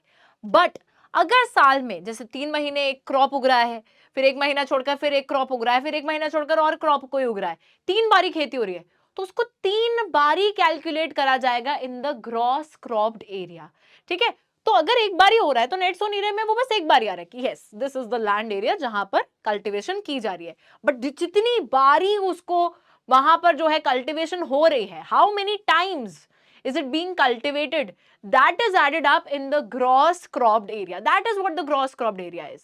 all right, चलो अभी यहां पर बात एकदम क्लियर हो जानी चाहिए। और फिर बात आती है कैसे हमारा ये जो लैंड यूज पैटर्न है इंडिया के अंदर कैसा है, भारत में कितना हिस्सा जमीन का है जो फॉरेस्ट है, फिर नॉन एग्रीकल्चरल यूजेस में कितना है, नेट सोन एरिया कितना है, ये सब देखते हैं। फॉरेस्ट एरिया आप लोग देख सकते हो, ये वाला जो डेटा है 60-61 का है, ये 2014-15 का है। 60-61 में फॉरेस्ट एरिया 18.11% आपको दिख रहा है। ये वाला जो है ये ग्रीन कलर, ये नेट सोन एरिया है हमारा 45.26%। फिर थोड़ा सा कम हो गया नेट सोन, 45.5% हो गया, और फॉरेस्ट एरिया थोड़ा सा इंक्रीज हो जाता है 23.3%। और बाकी बहुत सारे एरिया यहाँ पे दे रखे हैं, barren land, non agricultural uses, fallow land other than current fallow, वही सब। अब देखिए total net sown area India का है 46.24% of the total land that is available in our country. तो पूरी जमीन जो 100% है, उस 100% में से 46.24% जमीन पे खेती की जा रही है। ये भी स्टेट टू स्टेट वेरी करती है। स्टेट टू स्टेट का मतलब है कहीं पे ज्यादा खेती हो रही है, कहीं कम हो रही है। जैसे कि पंजाब हरियाणा जो एग्रीकल्चरली प्रॉस्परस स्टेट्स हैं, वहां पर नेट सोन एरिया 80% से भी ज्यादा है, मतलब 80% से ज्यादा जो पंजाब है या हरियाणा की जमीनें हैं वहां पे खेती हो रही है। लेकिन वहीं पर अरुणाचल प्रदेश जैसे, मिजोरम, मणिपुर जैसे स्टेट्स में, अंडमान निकोबार में हमारी जो नेट सोन एरिया है वो 10% से भी कम है। तो वेरी कर रहा है ना स्टेट टू स्टेट, कहीं ज्यादा है कहीं बिल्कुल ही कम है। 3.38% टोटल लैंड का ग्रेजिंग के लिए इस्तेमाल होता है, जहां भेड़ बकरियों को चारा चरवाने जाते हैं, वाइल रिमेनिंग जो जमीन है वो फैलो लैंड है, वेस्ट लैंड है। साथ ही में यहाँ पर आप देख रहे हो लैंड अंडर फॉरेस्ट, फॉरेस्ट के तहत भी जो जमीन है वो ज्यादा बड़ी नहीं है, because of the expansion of agricultural lands, construction of large dams, building of highways, construction of buildings in areas adjacent to the forest land. तो over time forest area में ज्यादा इजाफा नहीं आया, ज्यादा इंक्रीज नहीं आया, क्योंकि आपने जमीन आपको बहुत सारे यूजेस के लिए चाहिए है ना। हमने अभी अभी पढ़ा था कि जमीन तो फाइनाइट है, कम है, लेकिन यूजेस बहुत सारे। तो जैसे कि वही बात है, हाईवे बन गया, कहीं कहीं सड़कें बना दी, कहीं पर फैक्ट्री बना दी, इंडस्ट्री बना दी, डैम बना दिया, एग्रीकल्चर कर रहे हो, इस वजह से फॉरेस्ट लैंड इंक्रीज नहीं हो पाया। फॉरेस्ट एरिया कंट्री में फार लोअर देन द डिजायर्ड 33%। कितना फॉरेस्ट लैंड होना चाहिए ये पूछा जाएगा। इस पे क्वेश्चन आ सकता है कि हमारी जो नेशनल फॉरेस्ट पॉलिसी है 1952 की, उसने ये रेकमेंड करा था कि हमारे देश में टोटल एरिया में से 33% of the land area should be the forest area. 33% area में जंगल होने चाहिए। अब ऐसा उन्होंने क्यों बोला? क्योंकि बच्चों 33% इज द मिनिमम रिक्वायरमेंट, जिससे कि हमारे देश का इकोलॉजिकल बैलेंस मेंटेन होगा, इसलिए उतना फॉरेस्ट कवर हमें चाहिए। बट हमारे उस डिजायर्ड परसेंटेज से काफी कम फॉरेस्ट कवर हमारे पास अवेलेबल है, तो ऑब्वियसली हमें उसे इंक्रीज करने की जरूरत है। बहुत सी जमीन का हिस्सा वेस्टलैंड है या फिर नॉन एग्रीकल्चरल यूजेस के लिए आपने उसे लगा रखा है, जहां सड़कें, ब्रिज, फ्लाईओवर ये सब बन रखा है। वहीं पर continuous use of land over a long period of time without taking appropriate measures to conserve manage it has resulted in land degradation। तो यहां पर इसको भी खराब कर दिया है। कंटिन्यूअस यूज ऑफ लैंड, लगातार उसका इस्तेमाल करके बिना उसका ख्याल रखे, बिना उसको अप्रोप्रिएट मेजर्स लिए, उसको कंजर्व करने के लिए, उसको ढंग से मैनेज करने के लिए क्या करा है आपने? जमीन को खराब कर दिया है, जमीन को डिग्रेड कर दिया है। What are the causes of land degradation and explain some measures to control it? Okay, तो यहां पर बच्चों 2 क्वेश्चंस बनते हैं।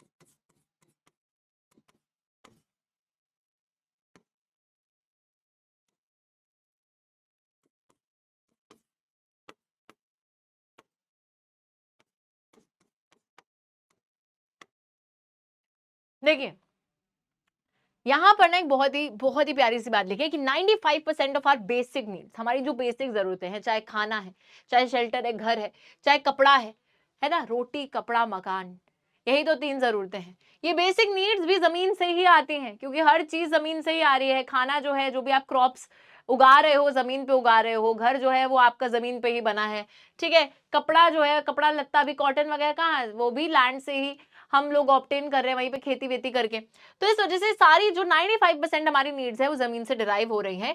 Human activities have not only brought about degradation, human activities, इंसानों ने जो गतिविधियां करी हैं उससे ऐसा ही नहीं है कि सिर्फ लैंड डिग्रेड हो रहा है, बट उसी के साथ साथ they have aggravated the pace of natural forces to cause damage to land. तो नेचुरल तरीके से भी लैंड डिग्रेड हो रहा था, बट हमारी ह्यूमन एक्टिविटीज की वजह से लैंड डिग्रेडेशन जो कि नेचुरल तरीके से भी हो रही थी, हमने उसको भी और तेज बना दिया है, जिसकी वजह से और भी ज्यादा तेजी से लैंड डिग्रेड होता चला जा रहा है। प्रॉब्लम पता है क्या है, कि जमीन एक बहुत इंपॉर्टेंट रिसोर्स है, फाइनाइट है, कम है, और यूजेस बहुत सारे हैं। ऊपर से हमने उसे, फाइनाइट तो है ही, हमने उसे डिग्रेड भी कर दिया है। तो अब क्या होगा बच्चों, लैंड डिग्रेडेशन के कॉजेस समझेंगे हम लोग कि लैंड डिग्रेड क्यों हुआ है, इंसानों ने ऐसा क्या कर दिया। तो सबसे पहली चीज है डिफॉरेस्टेशन।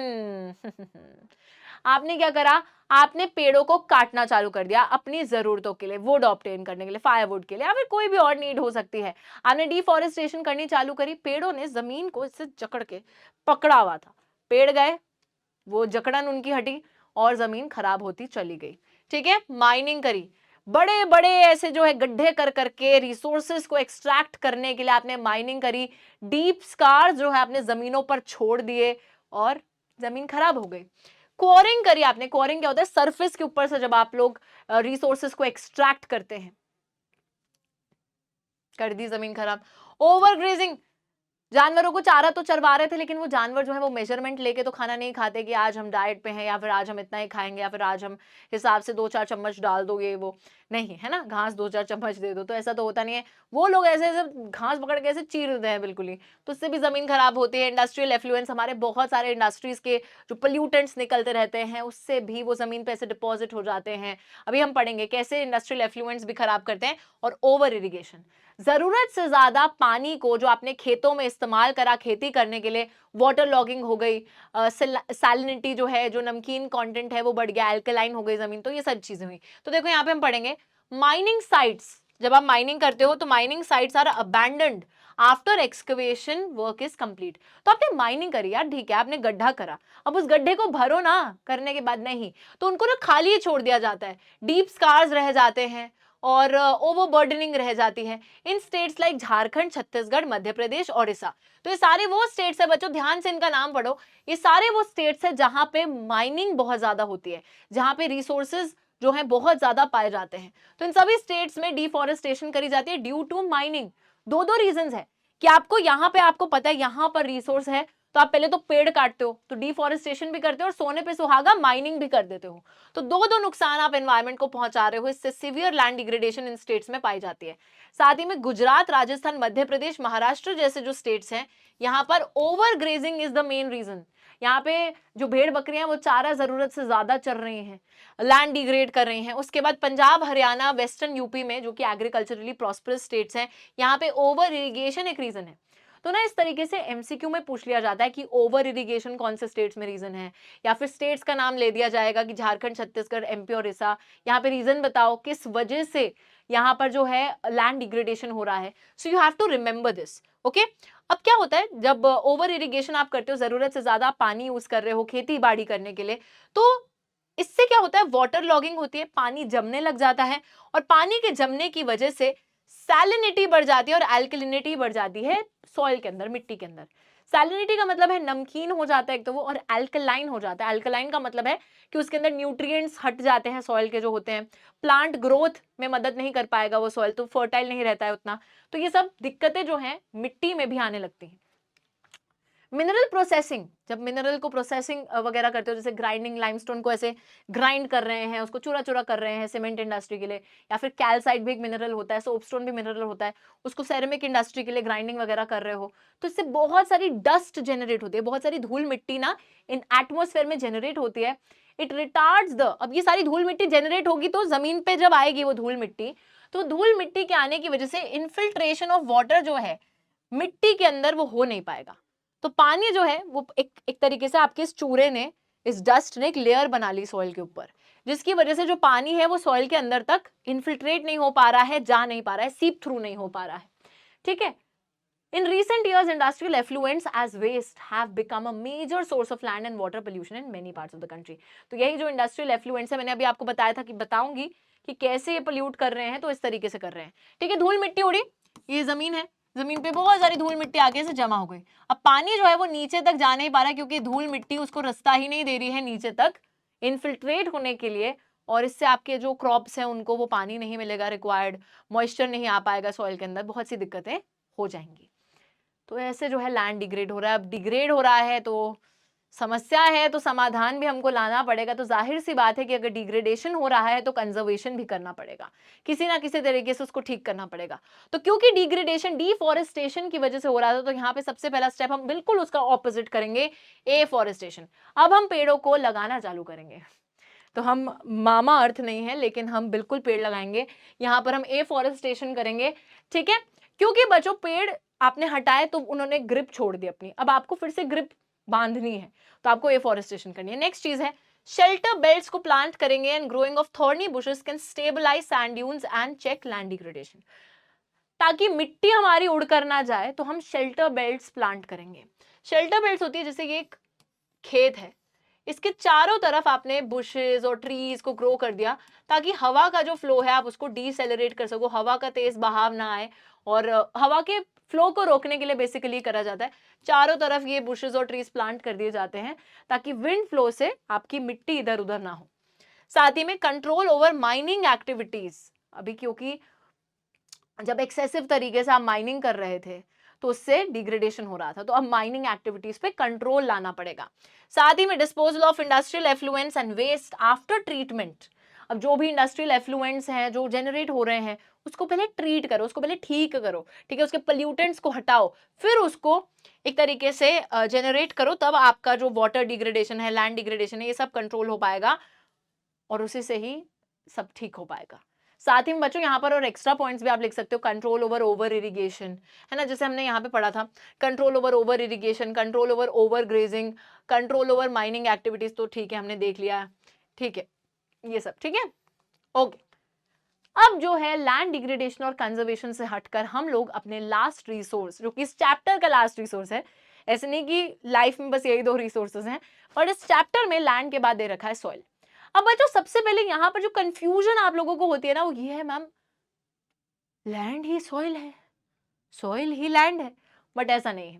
देखिए मैं आपको डिफरेंस समझाती हूँ। What is the difference between land and soil, ध्यान से समझना, ठीक है। अब लैंड तो जमीन है इन जनरल, ये जमीन है, कहीं पे प्लेन जमीन है, कहीं पे पहाड़ है, कहीं पे हमारा प्लेटू है, ठीक है, तो ये सारी जमीन ही जमीन है। बट सॉइल क्या है? Soil is a part of land. Soil जो है जमीन का एक हिस्सा है, it is a part of it. मतलब कि कहीं पे सपोज हम देख रहे हैं कि यहाँ पर जो मिट्टी है वो लाल है, कहीं पे मिट्टी जो है वो काली है, कहीं पे मिट्टी जो है वो जैसे ब्राउन कलर होता है वैसा है, ठीक है, तो अलग अलग मिट्टी है। तो ये जो एक तरीके से माउंटेन पे देखो कुछ अलग टाइप की मिट्टी है, किसी माउंटेन पे अलग है, किसी माउंटेन पे अलग है, तो soil is actually a part of land. उसका टॉप लेयर हम बोल सकते हैं, जमीन के ऊपर की जो टॉप लेयर है वो है सॉइल, ठीक है ना। सॉइल कुछ इस तरीके से होता है, टॉप सॉइल जो आपको दिखता है, इसके नीचे सब soil, substratum, unweathered, parent rock. ये बस आपको पिक्चर देखनी है और कुछ भी यहाँ पे ठीक नहीं है, आपको ध्यान नहीं रखना है, ठीक है। अब सॉइल है क्या? मिट्टी, है ना, सॉइल इज मिट्टी, सिंपल। मिट्टी बचपन में खा भी लेते थे बच्चे जो है ना, मिट्टी खाते भी थे। चलो देखो, soil is the most important renewable natural resource. It is renewable. बच्चों मिट्टी जो है ना बनती भी रहती है, बिगड़ती भी रहती है।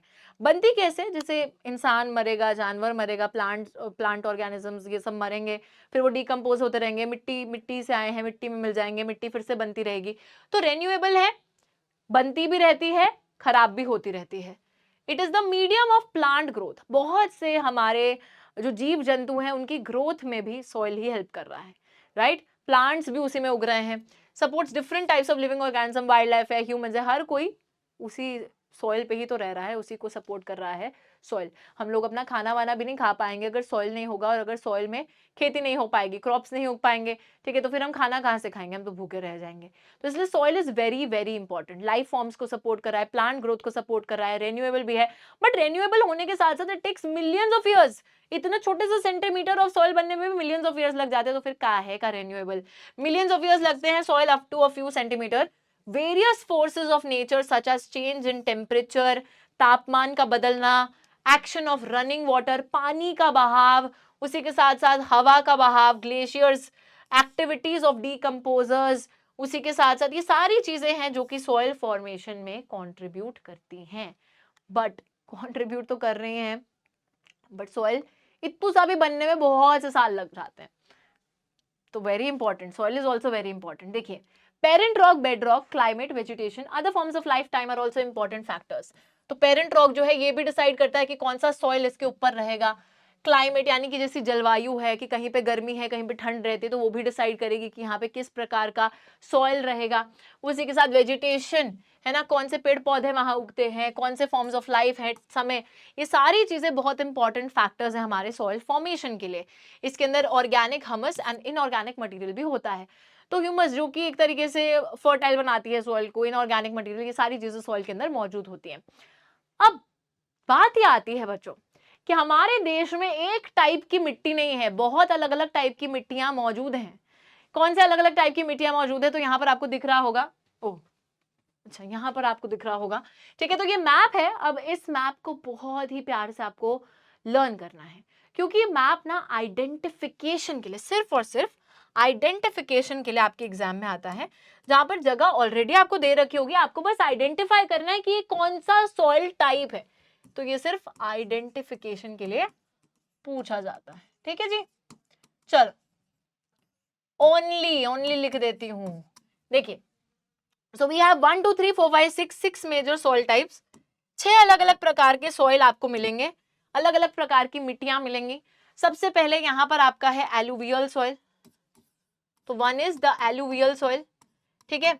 एलुवियल सॉइल के बाद ए के बाद आएगा बी, यानी कि ब्लैक सॉइल, ठीक है। ब्लैक सॉइल के बाद आएगा आपका ब्लैक, काली मिट्टी आ गई। तो next obviously red and yellow भी है एक मिट्टी, कलर के हिसाब से देखे तो रेड एंड येलो आ जाएगी। रेड एंड येलो के बाद चौथी टाइप की आपकी मिट्टी आएगी लैटराइट सॉइल, ठीक है, लैटराइट सॉइल आएगी। फिर आपकी यहाँ पर पांचवी इधर लिख देते हैं, फिर आएगी आपकी एरिड सॉइल जो कि आपके सूखे इलाकों में पाई जाएगी। और फिर आएगी आपकी माउंटेनियस सॉइल जिसको हम फॉरेस्ट सॉइल भी बोलते हैं, ठीक है, फॉरेस्ट या फिर माउंटेनियस सॉइल। तो ये आपकी अलग अलग टाइप की, अलग अलग प्रकार की सॉइल्स हैं। There are total 6 different soil types that are found in our country, and हर सॉइल टाइप की बच्चों एक अलग कैरेक्टरिस्टिक है, अलग मतलब हो सकता है किसी का कलर चेंज है, किसी का कोई एक अलग क्लाइमेट में पाया जाता है, कोई एक तरीके से उसकी कैरेक्टरिस्टिक्स अलग है। तो हर सॉइल टाइप एक दूसरे से अलग है, हर किसी की फॉर्मेशन अलग तरीके से हुई है, क्यों वो सॉइल टाइप इस जगह में पाई जाती है, कहाँ पाई जाती है, सारी चीजें देखेंगे। सबसे पहली और सबसे फर्टाइल सॉइल टाइप पे आ जाते हैं, which is the alluvial soil. तो बच्चों जो हमारी एलुवियल सॉइल है ये सबसे ज्यादा फर्टाइल है, and I am not kidding. ये ऐसा सॉइल टाइप है जो एक तो सबसे ज्यादा क्वांटिटी में भी पाया जा रहा है, आप देख ही रहे हो यहाँ पर इस मैप में देखते हैं, ठीक है। तो ये जो ब्लू वाली स्ट्रिप है ये पूरा नदर्न प्लेन्स को कवर करते हुए ये सारा आपका एलुवियल सॉइल है। छोटी छोटी स्ट्रिप्स में ना कि इधर भी डेल्टा रीजन में भी मौजूद है, अभी मैं बताऊंगी रीजन भी कौन सा है। तो ये एलुवियल सॉइल है, मोस्ट फर्टाइल, सबसे ज्यादा उपजाऊ मिट्टी है, एंड सबसे ज्यादा एरिया में भी पाई जा रही है। Been deposited by 3 important river systems, Himalayan river systems, Indus, Ganga and Brahmaputra. तो यहाँ पर बच्चों आपको पता है कि इंडस रिवर जो है इधर से इधर तक जाता है, गंगा रिवर यहाँ से यहाँ तक जाता है, और ब्रह्मपुत्र यहाँ से यहाँ आता है। तो ये 3 जो रिवर सिस्टम्स हैं, इनकी ट्रिब्यूटरीज, डिस्ट्रीब्यूटरीज, वही रिवर्स अपने साथ जो सैंड, सिल्ट, क्ले, सेडिमेंट्स जो लेकर आ रहे थे, वही सेडिमेंट्स उन्होंने डिपॉजिट करे, जिसके कारणवश एलुवियल सॉइल बना है। तो रिवर्स, उनका रिवर सिस्टम, उन्होंने जो सेडिमेंट्स को डिपॉजिट करा उससे हमारे एलुवियल सॉइल की फॉर्मेशन हुई है। Found in Rajasthan, Gujarat and eastern coastal planes, particularly in the deltas of Mahanadi, Godavari, Krishna and Kaveri. तो ये जो हमारे डेक्कन रीजन में, ड्रेनेज चैप्टर आप लोगों ने पढ़ा है ना 9th क्लास में, तो ये जो सारे रिवर्स यहाँ पे डेल्टाज अपने बना रहे हैं, है ना, ये डेल्टाज बना रहे हैं, तो इस डेल्टा रीजन में भी हमारा ये एलुवियल सॉइल पाया जा रहा है, जो सारे हमारे डेक्कन रीजन के हैं, जैसे कि महानदी है, गोदावरी है, कृष्णा है, कावेरी है, इन सबके डेल्टा रीजन में ईस्टर्न कोस्टल प्लेन पे भी आपको एलुवियल सॉइल दिखेगा, नॉर्दर्न प्लेन में भी आपको ये पूरा रीजन एलुवियल सॉइल दिखेगा। ठीक है, आगे देखो, it consist of various proportions of sand, silt and clay. अब बच्चों कहीं कहीं पे एलुवियल सॉइल में मिट्टी में कण जो है वो मोटे हैं, कहीं पे कण जो है वो पतले हैं, फाइन पार्टिकल्स हैं। कैसे है ये डिवाइडेड देखते हैं। As we move inlands towards the river valleys, soil particular particles appear somewhat bigger in size. In the upper reaches of the river valley, that is near the place of the break of the slope, the soils are coarse. Such soils are common in the Piedmont plains such as Dwars, Chos and Terai. बच्चों देखो, तेराई तो आपने पढ़ा ही है, ठीक है। अब देखिए पिडमोंट प्लेन्स क्या है, जैसे हमारे ये जो पहाड़ होते हैं, है ना, बहुत मैंने बचपन की जो बिल्कुल छोटी वो फर्स्ट सेकंड क्लास में ड्राइंग सिखाते थे ना, वो बनाई है, तो जज मत करना मेरी आर्टिस्टिक स्किल्स को, पढ़ाने की स्किल्स को कर सकते हो। देखो तो यहाँ पर पहाड़ है, और यहाँ पर हमारे पहाड़ के बिल्कुल जो पेडीमोंट रीजन होता है उसके फुट हिल्स, ठीक है। तो पेडीमोंट रीजन पे जो आपको सॉइल मिलेगा ना, बड़े बड़े पत्थर मिलेंगे, जैसे जो भाबर लेयर होती है। तो हम देखते हैं इस साइड पे, जैसे द्वार्स बोला जाता है उस मोटे पत्थर वाली लेयर को, हमारे वेस्टर्न साइड पे जो थोड़ा सा हिमालयस का है वहां पर उसको बोला जाता है चोस, और फिर तराई होता है जो उसके नीचे वाला रीजन है, यानी कि जहां पर थोड़े फर्टाइल एलिमेंट्स हो जाते हैं, तराई। ठीक है, तो इस तरीके से सॉइल के पार्टिकल्स के साइज के बेसिस पर भी उसको क्लासिफाई करा जाता है द्वार्स, चोस और तराई में। फिर बात आती है on the basis of age. Ma'am soil भी बूढ़ा और जवान होता है क्या? हाँ जी बिल्कुल।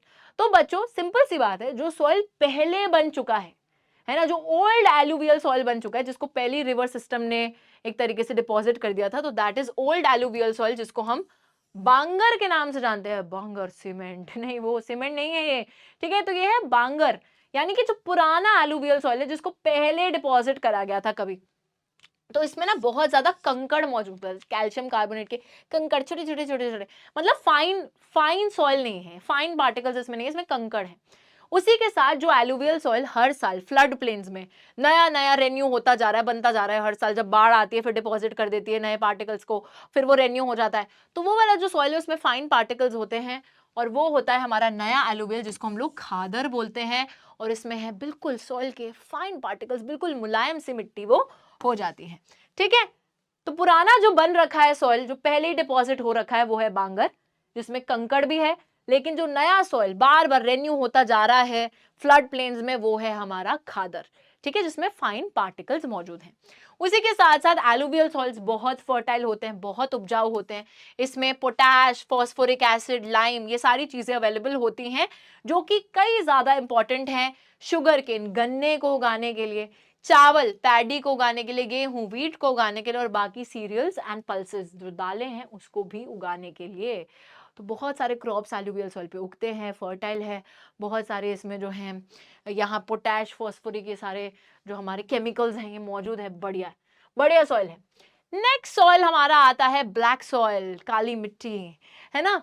तो यहाँ पर बच्चों जो काली मिट्टी है, ये सही में काली होती है, क्योंकि मतलब इसका नाम क्यों है ब्लैक सॉइल, बिकॉज ये कलर में ब्लैक है, ठीक है। तो black soil is definitely black in colour, plus इसको ब्लैक कॉटन सॉइल भी बोला जाता है, बिकॉज जो कॉटन क्रॉप है वो आइडियली ब्लैक सॉइल पे ही उगता है। काली काली मिट्टी पे सफेद सफेद कॉटन उगता है, इसलिए ब्लैक कॉटन सॉइल, कॉटन के लिए आइडियल सॉइल है ब्लैक सॉइल, ठीक है। ऑल्सो इसको रेगुर सॉइल भी बोला जाता है। रेगुर सॉइल क्यों बोला जाता है, let me talk about that. देखिए, this soil is found in the Deccan trap और the basalt region spread over northwest Deccan Plateau and is made up of lava flows. बच्चों इस मिट्टी का रंग काला क्यों हुआ था? Reality check. तो यहाँ पर ना इस रीजन के अंदर जो डेक्कन ट्रैप, ये वाला जो रीजन है, जो डेक्कन ट्रैप रीजन है, यहाँ पर ये पाई जा रही है ना मिट्टी, इसको बसाल्ट रीजन भी बोलते हैं। इस रीजन के अंदर ना एक टाइम पे वॉल्केनिक इरप्शन हुआ था, तो जो लावा था, वो लावा सारा ऐसे जमीन पे फैल गया और डिपॉजिट हो गया। उस लावा के डिपोजिशन की वजह से उस मिट्टी का जो रंग है वो काला हो गया, और क्योंकि ये लावा फ्लोस से बनी है मिट्टी, इसलिए इसको रेगुर सॉइल बोला जाता है। ठीक है, तो रेगुर का मतलब ही होता है overflow. Regur is actually a Latin word which means overflow. Regur is a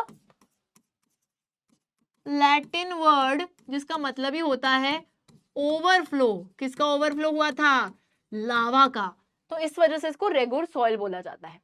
formation कैसे हुई? क्लाइमेट की वजह से एक चीज है, साथ ही में पेरेंट रॉक मटेरियल जो है उसकी वजह से, और lava flow definitely. Cover the plateaus of Maharashtra, Saurashtra, Malwa, Madhya Pradesh, Chhattisgarh. तो आप ये देख ही सकते हो पूरा महाराष्ट्र, सौराष्ट्र, मालवा, मध्य प्रदेश, पूरे एरिया को कवर कर रहा है। Along with that south east direction में गोदावरी और कृष्णा वैली के अलॉन्ग भी आपको दिखेगा। ये देखिए, ये वाला जो एक्सटेंशन है गोदावरी कृष्णा के अलॉन्ग भी थोड़ा सा है। साथ ही में they are made up of extreme fine that is clay material. तो बिल्कुल जैसे क्ले होता है ना, जैसे हम बचपन में क्ले से खेलते थे, बिल्कुल ये वैसे टाइप का सॉइल होता है। Well known for their capacity to hold moisture, पानी वगैरह बिल्कुल अच्छे से होल्ड करके रखते हैं। साथ ही में बच्चों बिल्कुल ब्लैक सॉइल डो की तरह होता है। इट्स लाइक अ डो, आटे का जो डो होता है ना, आटा जब गूंदते हो तो डो, तो उस डो की तरह होता है ये ब्लैक सॉइल। अगर आप इस पे पानी पड़ेगा तो चिपचिपा सा हो जाएगा, बिल्कुल चिपचिपा हो जाएगा। और अगर इसको आप धूप में रख दोगे, जैसे आटे को की डो बनाकर हम एक धूप में रख दें, तो उस पर क्रैक्स आ जाएंगे, क्रैक्स आ जाएंगे। सेम ब्लैक सॉइल के साथ होता है, अगर उस पर धूप पड़ेगी तो उस पर क्रैक्स आ जाएंगे, जिससे सॉइल को हवा मिलती रहेगी, एरेशन होती रहेगी उसकी। तो ये सब चीज है, डो की तरह सिमिलर कैरेक्टरिस्टिक्स है। अलॉन्ग विद दैट हम लोग देखते हैं it is nutrients rich, contains calcium carbonate, magnesium and potassium lime. इसके अंदर अब बहुत सारी चीजें, जैसे कैल्शियम कार्बोनेट अवेलेबल है, मैग्नीशियम है, पोटेश है, लाइम है, कुछ कुछ केमिकल्स हैं। लेकिन इसके अंदर बच्चों एक चीज की बहुत ही ज्यादा कमी पाई जाती है, और वो चीज क्या है? Phosphoric content. ठीक है, तो यहां पर इट लैक्स, या फिर आप लिख सकते हो कि इट इज डिफिशिएंट इन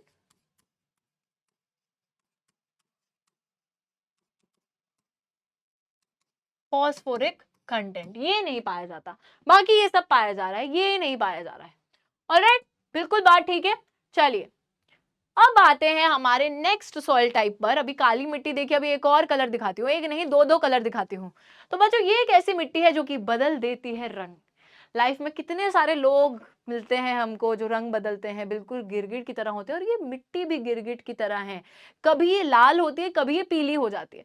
तो अभी हम समझेंगे लाल कब हो जाती है, पीली कब हो जाती है। But first of all let us look at the location. तो ये सारा जो रेड सॉइल है, ये रेड कलर का है ना, ये सारा रेड एंड येलो सॉइल है आपका, जो इस डेक्कन रीजन में आपको दिख रहा है, डेक्कन प्लेटू रीजन में आपको दिख रहा है। अब देखो, it develops on crystalline igneous rocks. बच्चों इग्नियस रॉक्स क्या होते हैं? इग्नियस रॉक्स होते हैं जो नए होते हैं अपनी फॉर्मेशन में। When I talk about igneous rocks, basically they are the newly formed rocks. Mainly जो मैग्मा और लावा होता है, जब वो सोलिडिफाई हो जाता है, जब वो सख्त हो जाता है ना, मैग्मा और लावा बिल्कुल सख्त। ठीक है, तो कितने लोग सख्त हैं यहाँ पे मेरे को जरूर बताना। ठीक है, तो यहाँ पर बिल्कुल जब वो ऐसे सॉलिडिफाई हो जाता है, सॉलिड बन जाता है ना मैग्मा और लावा सूखने के बाद, तो उससे इग्नियस रॉक बनता है। तो उसी इग्नियस रॉक में क्रिस्टल के फॉर्म में हमारे जो रेड एंड येलो सॉइल है, उसी रॉक के ऊपर डेवलप करते हैं। ये पाए जाते हैं in the areas of low rainfall. तो क्लाइमेट एक बहुत इंपॉर्टेंट फैक्टर है। किस तरीके का क्लाइमेट रहता है उसका बहुत बड़ा प्रभाव होता है कि वहां कैसी मिट्टी रहेगी। तो develops in area of low rainfall in the eastern and southern parts of the Deccan plateau. तो डेक्कन प्लेट्यू की ईस्टर्न और सदर्न पार्ट में, जैसे कि दिख ही रहा है कि ये डेक्कन प्लेट्यू का ईस्टर्न हिस्सा है और ये सदर्न हिस्सा है, तो यहाँ पर आपको रेड एंड येलो सॉइल दिख रहा है, और यहाँ पे बारिश बहुत कम होती है, याद रखिएगा। Develops a reddish colour due to the diffusion of iron in the crystalline and metamorphic rocks. तो जब ये रॉक एक तरीके से और टूट फूट जाता है इग्नियस वाला, तो आगे चल के वो मेटामॉर्फिक बन जाता है। ठीक है, तो मेटामॉर्फिक रॉक्स में एक तरीके से उसमें जब आयरन डिफ्यूज होता है तो इस मिट्टी के अंदर लाल रंग आ जाता है। और जब इसमें बारिश पड़ेगी, जो ऑब्वियसली बहुत कम पड़ेगी क्योंकि कम रेनफॉल होती है, तो जब हाइड्रेशन होगी या हाइड्रेटेड फॉर्म में सॉइल पाया जाएगा, तो ये फिर पीला हो जाएगा। तो आयरन के डिफ्यूजन की वजह से लाल हो जाएगा, और जब पानी पड़ेगा तो ये पीला हो जाएगा। तो रंग बिल्कुल बदल रहा है। ठीक है, और ऐसे लोगों से दूर रहना चाहिए, सॉइल से दूर रहना नहीं चाहिए, क्योंकि एग्जाम में आ जाएगा, तो सॉइल को तो पढ़ना ही पड़ेगा। अब देखो, it is found in parts of Odisha, Chhattisgarh. तो ऑब्वियसली बच्चों ये ओडिशा छत्तीसगढ़ यहीं पर है। Southern parts of middle Ganga plain, ये मिडिल गंगा प्लेन का सदर्न पार्ट, ये देखो ये एक्सटेंशन भी इसकी है, मिडिल गंगा प्लेन के सदर्न पार्ट में भी है। along with the Piedmont zone of the Western Ghat। अभी मैंने आपको बताया था Piedmont zone क्या होता है, जो फुट हिल्स वाला जोन होता है माउंटेन के नीचे। तो Piedmont zone of Western Ghats, इस साइड में भी हमारा ये सॉइल जो है वो अवेलेबल है, पाया जा रहा है। आगे देखिए, नेक्स्ट है हमारा लैटेराइट सॉइल। तो अभी तक 3 सॉइल टाइप कवर कर लिए, 3 और रह गए हैं। Laterite soil is our 4th soil type. Laterite soil is also derived from a Latin word, ठीक है। लैटिन वर्ड कौन सा, लेटर। और लेटर का मतलब होता है कि जो ये जो सॉइल टाइप है एक तरीके से ब्रिक, इट मींस ब्रिक, ईंट की तरह होता है। ईंट भी वैसे मिट्टी से ही बनी है, बट जैसे खुरदुरी सी होती है ना ईंट, वैसे ही ये सॉइल होता है, खुरदुरा सा, बिल्कुल फर्टाइल नहीं। देखो, तो develops under tropical sub tropical climate with alternate wet and dry season. तो जहां ट्रॉपिकल सब ट्रॉपिकल क्लाइमेट रहता है, फर्स्ट चीज वो है, क्लाइमेटिक कंडीशन ये रहनी चाहिए, plus alternate wet and dry season. Alternate wet and dry season का मतलब है कि कभी बारिश पड़ रही है, फिर कभी सूखा पड़ रहा है, फिर बारिश, फिर सूखा, फिर बारिश, फिर सूखा, ये सब हो रहा है, ठीक है। तो वहां पर ये डेवलप हो जाता है लैटेराइट सॉइल। अब देखो, this is the result of intense leaching. ये सॉइल बनता है इंटेंस लीचिंग के बाद। अब लीचिंग क्या है, देखिए बच्चों, लीचिंग एक चीज प्रोसेस होता है जिसमें आपका टॉप सॉइल जो होता है ना, सॉइल का टॉप सॉइल है, ठीक है, इसको छोटे छोटे कण बना रही हूँ। तो तेज बरसात आती है, जहां तेज बरसात आती है, हैवी रेनफॉल आता है, और टॉप सॉइल को ले जाता है वो बारिश। बारिश बिल्कुल टॉप सॉइल को वॉश ऑफ कर देती है, तो वो होता है लीचिंग, ठीक है। कि when the top soil is washed away due to heavy rainfall या फिर intense rainfall, that is leaching. अब लीचिंग हो गई जब टॉप सॉइल ही हट गया, जो कि सबसे ज्यादा फर्टाइल होता है, तो काहे का सॉइल बचा हमारे पास, लैटेराइट सॉइल रह गया, ठीक है। तो ये लैटेराइट सॉइल ऑब्वियसली एसिडिक है and they are generally deficient in plant nutrients, इनके अंदर प्लांट न्यूट्रिएंट्स नहीं है, जाहिर सी बात है। Found mostly in southern states, western Ghat region, Odisha, some parts of west Bengal and north east region. देखिए मैप में देखेंगे यहाँ पर, ओके, लैटेराइट सॉइल बहुत छोटे छोटे छोटे छोटे, ये वाला रीजन जो है, ये वाला रीजन हमें दिख रहा है, ये छोटा सा रीजन हमें दिख रहा है, ठीक है। यहाँ पे लैटेराइट सॉइल है, लैटेराइट सॉइल यहाँ पे छोटा सा रीजन इसमें दिख रहा है, ठीक है। तो हमारा यहाँ पे आपने देखा southern states, western Ghat reason जो है महाराष्ट्र और उड़ीसा का, सम पार्ट्स, वेस्टर्न घाट्स में भी है, यहाँ पर भी है, यही वाला महाराष्ट्र वाला, यही बताया था ना मैंने। अच्छा, उसके बाद हमारे नॉर्थ ईस्ट रीजन में भी है, थोड़ा सा देखो, बहुत छोटा सा है, बहुत छोटा सा, इधर छोटा सा, इधर लैटेराइट सॉइल आपको दिख रहा है। तो छोटे छोटे एरियाज में मौजूद है, बहुत ही कम है, okay. This soil supports deciduous and evergreen forest, but humus में पुअर है, ऑर्गेनिक मैटर नहीं है, बट जंगल उगे पड़े हैं, वो तो चलो पहले से उगे पड़े हैं। Very useful for growing T and coffee, अगर सही से इरिगेशन करोगे तो चाय कॉफी आप यहाँ पे उगा लोगे, ठीक है। तो कोई दिक्कत की बात नहीं है, बिल्कुल ईंट जैसा होता है, देखो इस तरीके का इसका दिख रहा है आपको, कलर वलर लाल है, बट इसको रेड नहीं बोला क्योंकि वो ऑलरेडी हमने नाम दे दिया ना। तो यहाँ पर इसको लैटेराइट बोला गया है, बिकॉज खुरदुरी सी मिट्टी है, इसे ढंग से लग भी नहीं रही। आगे देखिए, आगे आता है एरिड सॉइल। अब बच्चों, एरिड का मतलब ये जो एरिड एरिया में पाया जा रहा है, जो सूखे इलाके में पाया जा रहा है, जहां बारिश हो नहीं रही। अब आप सभी को पता है कि जैसे जो राजस्थान का इलाका है ना, यहाँ पर क्या होता है कि हमारे पहाड़ है, अरावली है, और इस रेंज की वजह से जब मानसून विंड्स आती है तो वो एंटर ही नहीं हो पाती और बारिश ज्यादा आ नहीं पाती है, जिस वजह से राजस्थान का रीजन वाटर डिफिशिएंट रहता है, पानी की कमी रहती है। अब क्योंकि पानी की कमी है तो मिट्टी भी ऐसी आ गई है जो बिल्कुल ऐसे सैंडी टेक्सचर में है, जो बिल्कुल रेतीली मिट्टी है। तो एरिड सॉइल लाल से भूरे रंग का होता है, रेड टू ब्राउन कलर में होता है, सैंडी टेक्सचर में और saline in nature. Sandy in texture है, बहुत ही रेतीली सी मिट्टी है, रेत ही है, और साथ ही में इट इज सेलाइन, यानी कि अगर कहीं पे कोई पानी वानी है, उस रेत के छोटी छोटी लेक वेक है, पानी निकालोगे तो सॉल्ट ऑब्टेन कर लोगे उससे, इतना नमक होता है। कुछ एरियाज में salt content is very high, common salt को पानी इवेपोरेट करके ऑब्टेन करा जाता है, वही जो मैंने बात बताई। Lower horizons of the soil are occupied by concord because of the increasing calcium content downwards, and this concord layer formations in the bottom horizons restrict the infiltration of water. बड़ा simple चीज है यार, जैसे ये रेत है, रेत के पहाड़ है, इसकी जो बॉटम लेयर है, यानी कि नीचे जो लेयर आती है ना, उसमें बहुत सारे कंकड़ है, बहुत सारे कंकड़ है। अब इन कंकड़ की वजह से क्या होता है कि जो पानी है, अगर वो आ भी जाए तो वो नीचे इन्फिल्ट्रेट नहीं कर पाएगा, क्योंकि वो कंकड़ उसको रोक लेंगे, तो वो पानी ना नीचे जा नहीं पाएगा। इन कंकड़ की वजह से वो इन्फिल्ट्रेट नहीं कर पाएगा अगर ऊपर आ भी जाए तो। तो क्योंकि यहाँ कैल्शियम कंटेंट बढ़ रहा है तो इस वजह से कंकड़ बहुत ज्यादा है, क्योंकि यही कैल्शियम कार्बोनेट से बनते हैं। दैट इज वाई यहाँ पर बच्चों पानी नीचे भी नहीं जा पा रहा है। तो आप सोच सकते हो कि एक तो वैसे ही सूखा इलाका है, पानी आ नहीं रहा, बेचारे हमारे क्रॉप्स हैं उन तक भी पानी पहुंच नहीं पा रहा है, तो काफी एरिड वेजिटेशन भी होती है। ऐसे ऐसे क्रॉप्स आपको पता है कि राजस्थान के अंदर होते हैं जिन्होंने अडेप्ट कर लिया है उस जगह को ही, कि वो पानी को स्टोर करके ही रख लेते हैं, क्योंकि उन्हें पता है मिलने तो वाला है नहीं, तो स्टोर ही करके रख लो। ठीक है, तो ये सारी चीजें होती है, कंकर फॉर्मेशन की वजह से बॉटम होराइजन में पानी इन्फिल्ट्रेट भी नहीं कर पाता, घुस भी नहीं पाता है। फिर आते हैं हमारे लास्ट सॉइल टाइप पर, जो कि है फॉरेस्ट सॉइल या फिर माउंटेनियस सॉइल, और जो कि डेफिनेटली कहाँ पाया जाएगा, माउंटेनियस रीजन जो हिमालयस का है वहां पर। तो ये सारा हमारा फॉरेस्ट एंड माउंटेनियस सॉइल का रीजन है। अब देखिए बहुत ही सिंपल एक्सप्लेनेशन है, हिली माउंटेनियस एरियाज में पाया जाता है, loamy and silty in the valley sides and course grand in the upper slopes. इस चीज को समझना, देखो बच्चों जैसे पहाड़ है, ठीक है, पहाड़ है और ये नीचे इसका वैली साइड आ गया। अब होता क्या है कि पहाड़ के जो अपर स्लोप्स, ये जो स्लोप वाला एरिया है, यहाँ पर मिट्टी हमेशा कोर्स ग्रेन रहेगी, मोटे मोटे कण रहेंगे उस मिट्टी के। क्यों? क्योंकि उस मिट्टी का जो टॉप सॉइल या फिर जो फर्टाइल चीज है वो तो बहकर नीचे आ गई है स्लोप से। पानी अगर ग्लेशियर उतरा या पानी आया या हवा आई तो उसने बहाकर ये सॉइल का जो फर्टाइल लेयर है उसको तो बहा के नीचे ले आया, सारी मिट्टी यहाँ जो फर्टाइल है वो नीचे डिपॉजिट हो गई।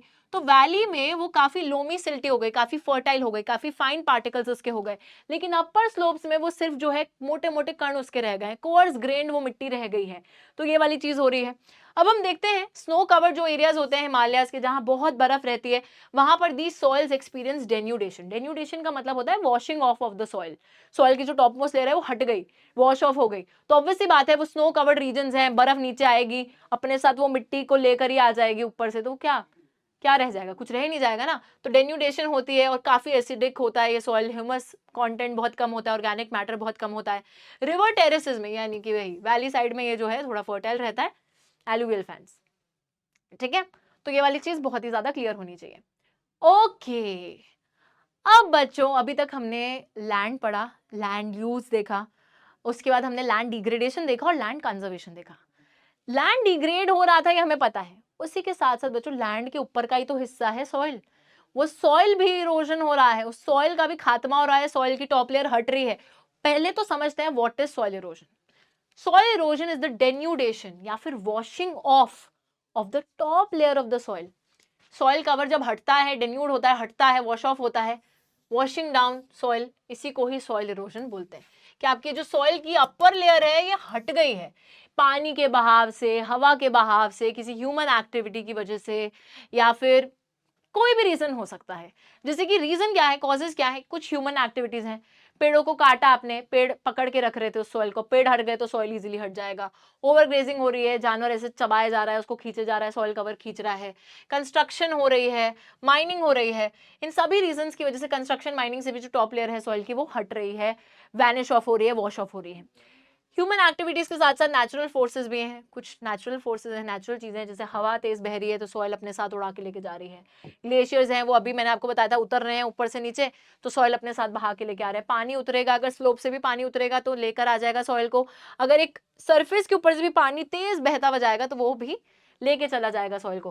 तो ये सारे रीजंस है, कुछ ह्यूमन एक्टिविटीज हैं, कुछ नेचर की चीजें हैं, जिससे कि आपकी टॉप सॉइल की लेयर जो है वो हटती चली जा रही है और सॉइल कवर खराब होता चला जा रहा है। सॉइल कवर खराब होगा तो हम खेती कैसे करेंगे, कोई भी एक्टिविटी कैसे परफॉर्म करेंगे, सर्वाइव कैसे करेंगे, तो इसको भी प्रोटेक्ट करने की जरूरत है। सबसे पहले late us look at all things here. गली इरोजन की बात करते हैं। अब गली इरोजन क्या, मेरे गली में, गली गली में, गली बॉय की बात नहीं है बच्चों, यहाँ पे गली इरोजन की बात है। गली इरोजन क्या होता है, when running water cuts through clayey soil. देखो मैं आपको दिखाती हूँ, ये देखिए, जैसे क्ले सॉइल है, बड़े ऐसे चिपचिपी सी मिट्टी अगर कहीं पे है, उस चिपचिपी सी मिट्टी से बहुत तेज बहता हुआ पानी उसके बीच में से निकलेगा तो ऐसे गली सी क्रिएट कर लेगा, वो पानी ले गया मिट्टी अपने साथ बहा के। ठीक है, तो दैट इज व्हाट गली erosion is. Running water cuts through clay soil, makes deep channels, बहुत डीप डीप ऐसे गड्ढे बना देगा वो पानी, पानी का बहाव इतना तेज कि गड्ढे बन गए, क्ले सॉइल को बहा के ले गया अपने साथ। ठीक है, तो ये गली इरोजन है। उसके बाद यहाँ पर आता है बैड लैंड।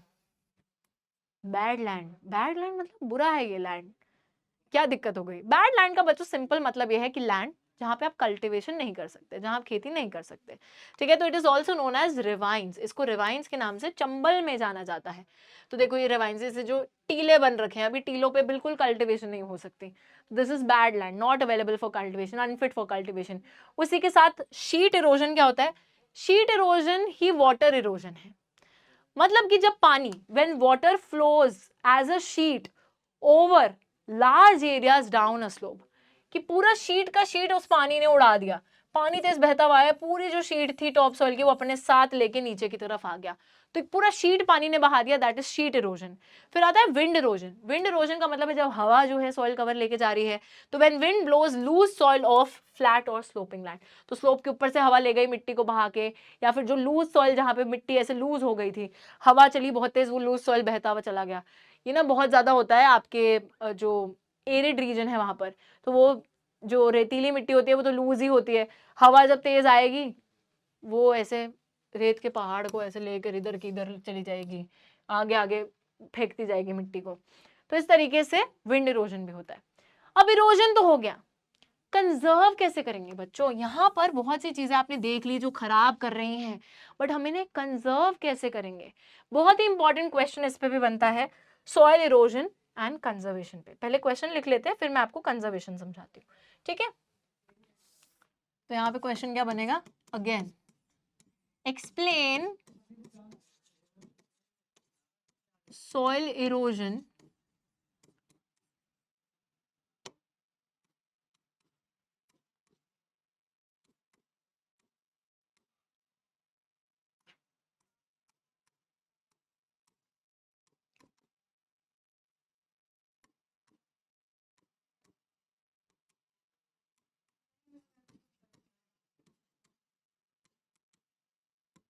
ठीक है। तो सॉइल इरोजन एक्सप्लेन करो प्लस एक्सप्लेन करो steps that should be taken for soil conservation. दोनों चीजें आपको बतानी पड़ेंगी।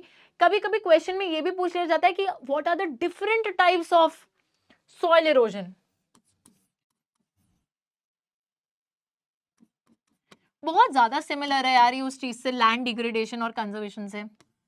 अच्छा देखो, सॉइल इरोजन के अगर डिफरेंट टाइप्स तुमसे पूछ लिए गए तो यहाँ पर you can simply write about sheet erosion, sheet erosion, wind erosion, गली इरोजन, ये तीन चीजें आप लिख सकते हो, ठीक है। ये तीन टाइप के सॉइल इरोजन आप लिख सकते हो अगर क्वेश्चन इस पे पूछ लिया जाता है। Now listen to me very very carefully. बच्चों जैसे हमने देखा था कि लैंड डिग्रेड हो रहा था अगर डिफॉरेस्टेशन से, तो हम उसको कंजर्व करने के लिए एफॉरेस्टेशन कर रहे थे। अगर माइनिंग की वजह से डिग्रेड हो रहा था तो हम कंट्रोल कर रहे थे माइनिंग पर। अगर ओवर इरिगेशन की वजह से डिग्रेड हो रहा था तो हम ओवर इरिगेशन को कंट्रोल कर रहे थे। The same we have to do here. अगर सॉइल कंजर्वेशन के बारे में लिखना आता है तो ऑब्वियसली बहुत सिंपल से स्टेप्स हम ले सकते हैं कि जैसे डिफॉरेस्टेशन तो सेम चीज कि afforestation, control on grazing, control on mining, है ना। तो ये सारी चीजें, पर चार चीजें जो आपको लिखनी ही लिखनी है वो है ये सॉइल कंजर्वेशन में, ये चार मेथड्स तो आपको लिखने ही लिखने हैं। इसके बिना तो आप आंसर नहीं दोगे। सबसे पहले अगर चार ही मेथड्स पूछे तो यही लिख देना, 3 नंबर का क्वेश्चन भी आया तो ये लिख देना, ठीक है। बाकी कुछ नहीं भी लिखोगे तो चलेगा, but these 4 things you have to write because they are very specific to soil erosion का कंजर्वेशन। देखो सबसे पहली चीज है कॉन्टोर प्लाउइंग। कॉन्टोर प्लाउइंग का मतलब होता है ploughing along the contour lines. जैसे एक पहाड़ है ना, आपने क्या करा, इसकी इधर आपने खेती कर दी, थोड़ी सी इधर कॉन्टोर लाइन पे खेती कर दी, इधर खेती कर दी, तो क्या हुआ, इससे आपने जो हवा का बहाव है उसको रिस्ट्रिक्ट कर दिया कि हवा तेज बहा के आपके सॉइल को नहीं लेकर जा सकती। बैरियर बना दिया ना एक तरीके से, यहाँ खेती करके, यहाँ खेती करके, यहाँ खेती करके, ये क्या बैरियर बना दिया। तो जैसे इस तरीके से यहाँ पे खेती हो रखी है, खेती हो रखी है इन कॉन्टोर लाइंस पे, तो आपकी कॉन्टोर प्लाइंग हो गई। नेक्स्ट है टेरेस कल्टीवेशन, ये भी हिली रीजन पे होती है। अच्छा कभी कभी ना क्वेश्चन ये भी पूछ लिया जाता है कि हिली रीजन पे स्पेसिफिकली बताओ कि सॉइल कैसे आप कंजर्व करोगे, तो आप वहां पर कॉन्टोर प्लाइंग भी लिख सकते हो और आप वहां पे टेरेस कल्टीवेशन, ये दो चीजें स्पेसिफिकली हिली रीजन के लिए होती है वो लिख सकते हो। अब टेरेस कल्टीवेशन ये होती है, टेरेस कल्टीवेशन में आप क्या करते हो, जैसे पहाड़ वैसे तो ऐसे होता है पर आप इसमें टेरेसेस बना देते हो, जैसे कुछ ऐसे आपने काट दिया थोड़ा, फिर ये स्लोप ही रहा, ये आपने थोड़ा काट दिया, ऐसे फ्लैट लैंड बना दिया, तो ऐसे टेरेसेस बना दी, सीढ़ी टाइप की बना दी। इन टेरेसेस पर आपने खेती कर दी, इधर खेती फिर टेरेस पे खेती। ये सब भी इसलिए करा जाता है ताकि हवा के, पानी के बहाव को, जो वाटर फ्लो है, जो विंड फ्लो है, उसको आप कंट्रोल कर सको, ताकि वो पानी और हवा आपके सॉइल को बहाकर ना लेकर जा सके down the slope. Third thing is, इसके बाद स्ट्रिप क्रॉपिंग। स्ट्रिप क्रॉपिंग यहाँ पर देखिए, ये रही स्ट्रिप क्रॉपिंग। स्ट्रिप क्रॉपिंग का मतलब होता है बड़ी बड़ी घास की जो स्ट्रिप्स हैं वो उगा दी जाती है क्रॉप्स के बीच में। जैसे क्रॉप उगाया, फिर घास उगाई, क्रॉप उगाया, घास उगाई, क्रॉप उगाया, घास उगाई, तो इसे लाइन बाय लाइन उगा दिया गया, ताकि वो जो घास की लेयर्स हैं वो आपके क्रॉप्स को नहीं, मिट्टी को प्रोटेक्ट कर सकें, कि मिट्टी को उड़ाकर ना लेकर जाएं। तो इसलिए स्ट्रिप क्रॉपिंग करी जाती है। Layers of grass are grown between crops. Last चीज आती है शेल्टर बेल्ट, जो कि मैंने आपको पहले भी बताई थी, कि पूरे ऐसे बाउंड्री पर बड़े बड़े बुशेस और ट्रीज को उगा दिया जाएगा, सेम पर्पस के लिए, हवा के बहाव को कंट्रोल करने के लिए, रोकने के लिए। तो these are some of the methods जिससे कि आप सॉइल कंजर्व कर सकते हैं। स्पेसिफिकली हिली रीजन्स के लिए ये 2 चीजें हैं, बाकी ये चारों चीजें आपके सॉइल कंजर्वेशन में आती ही आती हैं। इसी के साथ बच्चा पार्टी हमारा जो चैप्टर है एनसीईआरटी लाइन बाय लाइन, ये हो चला है कंप्लीट। आई होप कि आप लोगों को आज की क्लास में काफी ज्यादा मजा आया होगा, और जितने भी आपके डाउट्स थे, सवाल थे, क्वेश्चंस थे इस चैप्टर से रिलेटेड, वो सारे क्लियर हो गए होंगे। तो thank you so much for today's class. मैं आपको अगली क्लास में मिलूंगी, तब तक के लिए टेक केयर एंड बाय।